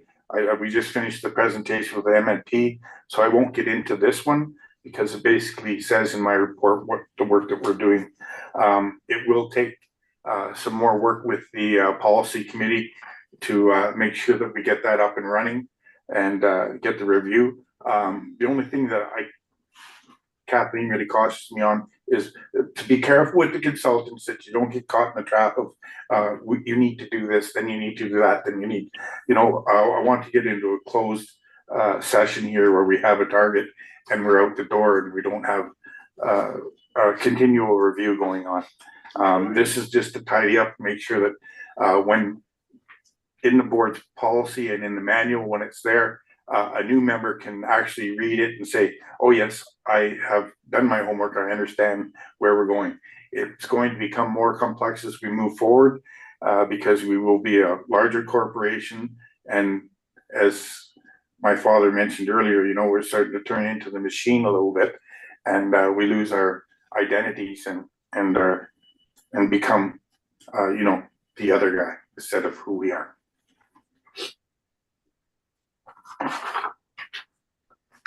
Community consultations. We've had a couple of meetings in the community since our last report. Those were held in Kingfisher and Casablanca. Our trip to Kingfisher was a bit different than our usual session because they had included the other entities of NAN, and it was focused on the 34 individuals in the community the youth actually, who have are now gone because of suicide. So it was a very poignant reminder of what happens in our communities with the suicides and the drugs and the other things that are going on. It was about family abuse, sexual abuse, all of that. So it really brought the social issues up, and it was a different meeting, but it was well received. Chief Armstrong is going to be speaking with one of the youth who speak there about the issue of driver's license and training, and bringing that up and making sure that he has a path forward, because he basically said, you know, I really wanted to try this other avenue, but I had to stop because I can't get my G2. So that was a really well-received thing. And I think that when Chief spoke about it right in front of everybody at the meeting there, the youth took it to heart. We also went into Casablanca, met with council and chambers. We had some very fulsome discussions with them. Mike Morris comes from Casablanca. He's been a long time proponent of First Nations law, where we're going. Matter of fact, he's more into traditional law and stuff. So we bounce things off of him about bylaws and whatnot, and he comes in. He's always at the ready. So there was no shortage of questions and dialogue. It went really well. We talked about the security, the airport inspections for offloading the passengers. Terry did say our officers should be present when they can, made more commitments to make sure that as the planes come in, particularly the skeds, that we do that. Now, if they know that a plane is coming in on schedule, if they know that we were telling them, well, then by all means contact the officers, see if they can get into these, because we want to know as much as they do, right, as far as who's coming into the community and who's not. And Terry wanted to be able to tell them that our officers would be there to help security, to make sure that the detection job was complete. We talked about the drug investigations, how NAPS engages in the community, how they work secretly with the informants. And that was the key word there, because the council's always interested in knowing, you know, what's going on in the community. Have you done any drug investigation? And if you say the wrong word to the wrong person, even if it's just side news to somebody, you know, if they get a whiff of it, that whole law enforcement work is gone, disappears. So we mentioned to them that Terry was telling them that, you know, we have current investigations underway. We probably always will. Talked about the drug dog and said the community should be trusting us, and we will be having reports in the future about Casablanca and hopefully some warrants and stuff. And on the warrant side, Terry reflected on the increased number of warrants that we're serving, and how that has come by the mainstream almost for us now. And it's a good turnaround from always hearing that, you know, we couldn't get a warrant in. Unfortunately, we lost that. We also, Terry also reflected on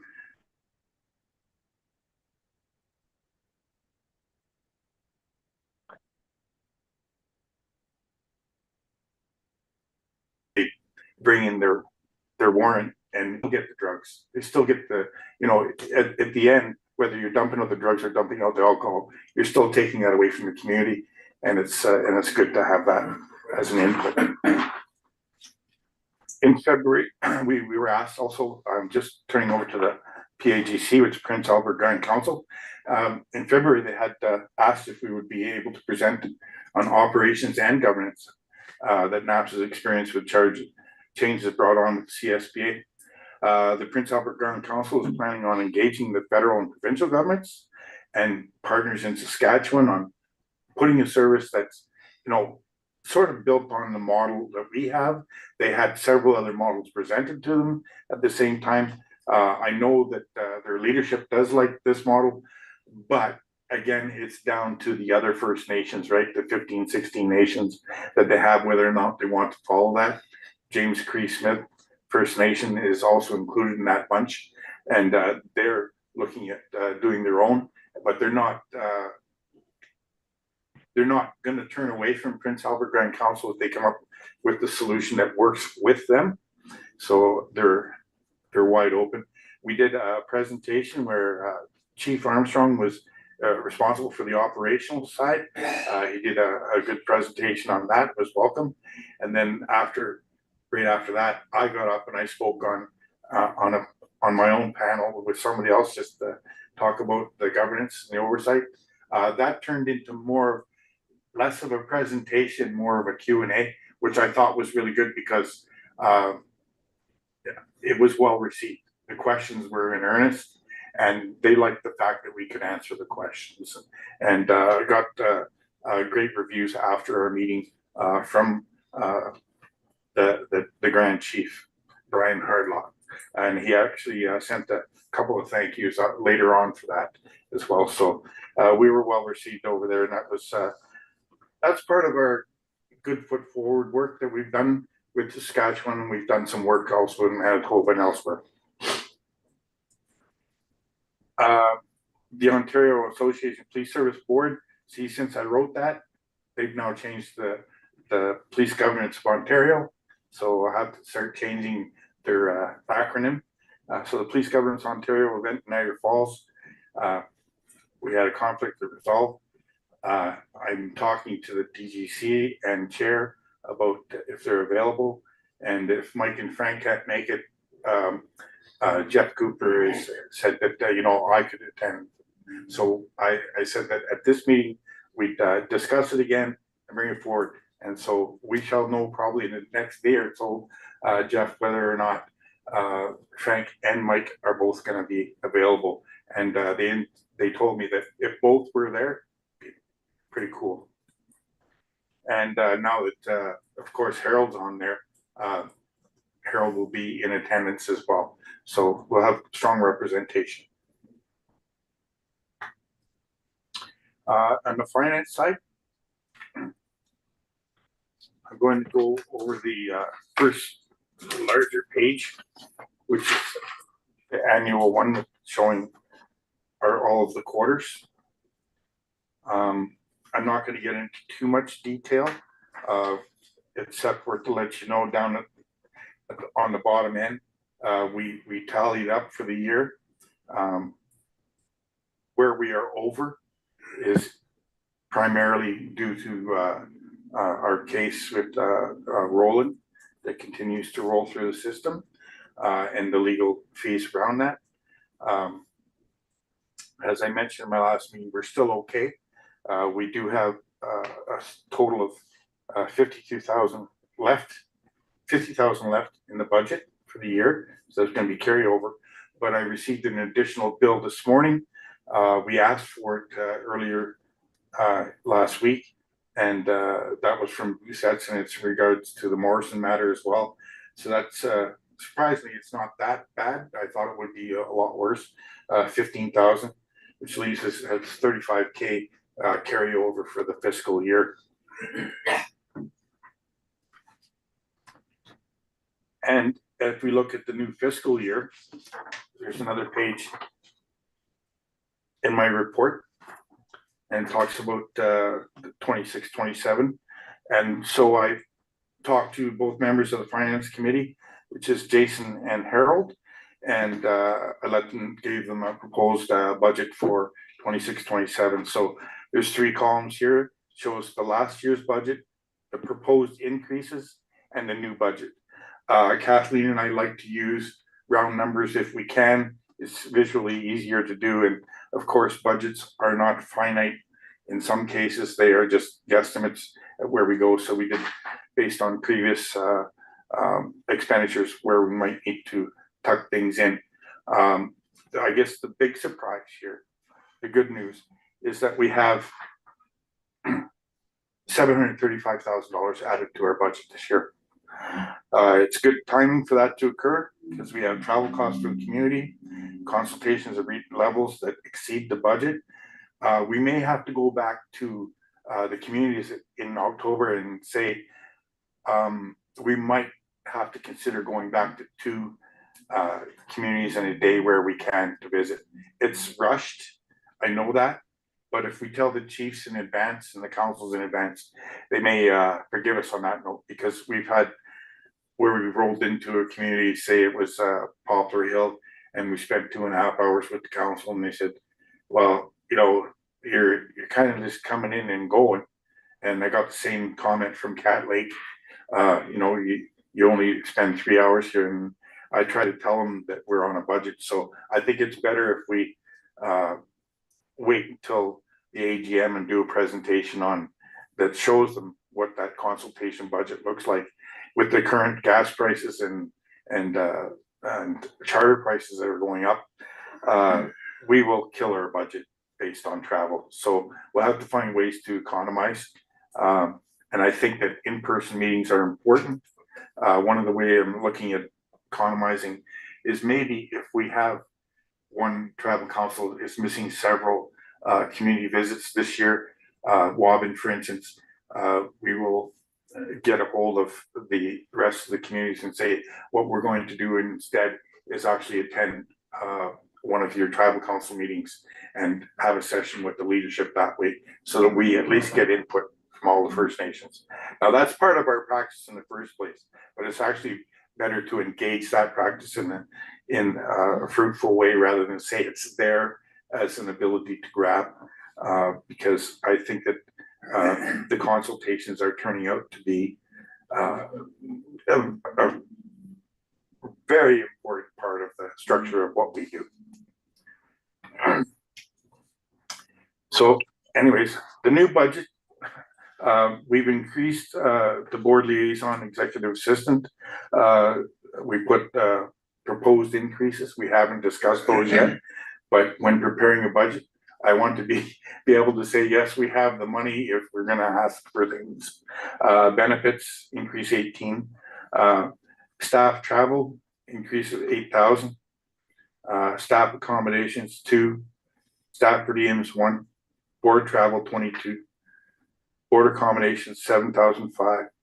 Board per diems 4,000. Honorariums 30,000. Chair honorarium 2. Board chair travel 10. Negotiations 200,000. Community consultations 114,000. And tribal council consultations 52. So that's where I just talked about doing the consultations with the tribal councils, kind of formalizing it in this budget. The other increase that's there that's big is the negotiations. That occurs only once in every 3 years, but we had to throw it in there since we had the budget increase this year. I thought, well, that's where we'll put it. And when we run into trouble next year, we'll know that at least that 200,000 will be something that we can bounce out into next year's budget and say, okay, that's our shield going forward for 27, 28, in case we have to increase. Our AGM, we find that the travel is going to be a pinch here, so we put $100,000 in there. Meeting rooms 2,500. Conference registration dues 9,200. Of course, we have the new PGO to consider.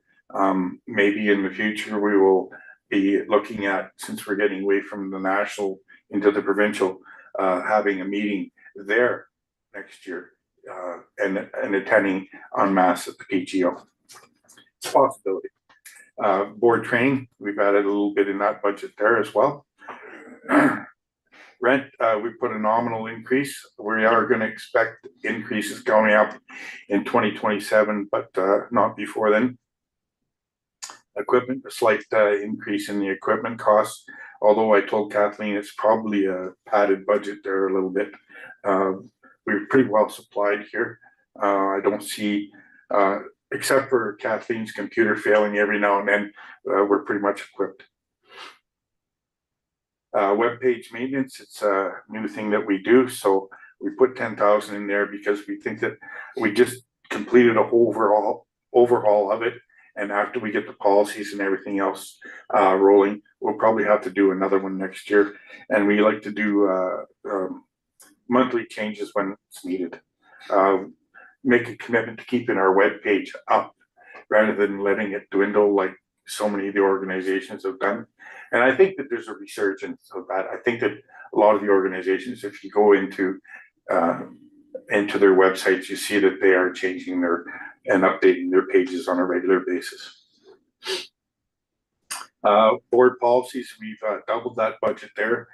There is another board policy that we may want to entertain if we use up that budget, and it would be around the chief of police and the interview process. The interview process that we have is something I created about 18 years ago, and yes, it's a good, decent standard and everything, but it wasn't created by a professional person, just me.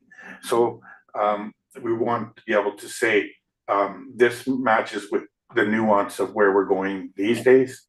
The point system's good, how we're the questions we're asking, review all that. It's time. We also doubled our legal fees. We were living in a different kind of world back in the day, and we weren't really consulting too much. And then when we met Mr. Faulkner and his organization, we realized that we're going to be short dollars. So we may as well face the music and put it up there to what's needed. Bank charges nominal, gifts and donations, we increased that. Still a fairly low amount if you consider the overall budget that we have. The directors and liability insurance, we put it up somewhat, although we did get away with it. I just got the quote in that the quote's going to be the same as last year, but I'll just consider that. I'll leave that padded in the budget, and we have a miscellaneous amount of 2,500 added to that. So the total budget now is at 2,020,396. It's a substantial increase. There's a time when it may go down depending on what we receive as a service. It's based on that, but it's where we had expected to climb to, and that's a welcome relief. And that is my board budget and report. I do have something that I would like to bring up later in the when we get into in camera regarding the remuneration for the board employees, the board and employees. Sorry, that's my report, Chair. Are there any questions?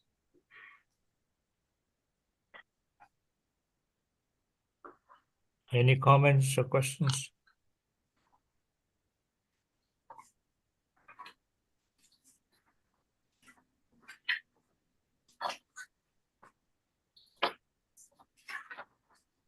Is there any comments or questions? Do we make a motion to accept your report there? Yeah, I would like a motion to accept the board budget for 26-27. Yeah. Is there any questions on the board budget? 26-27? Jason and Harold have agreed to move that budget. Jason's not here today, but he just wanted to let you know that he moved. So we'll have to have somebody else. Harold, are you moving that? Yeah. Okay.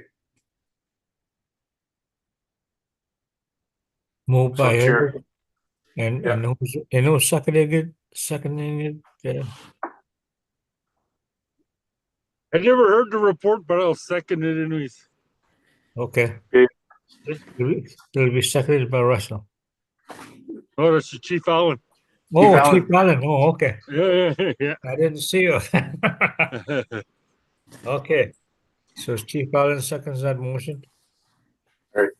All in favor?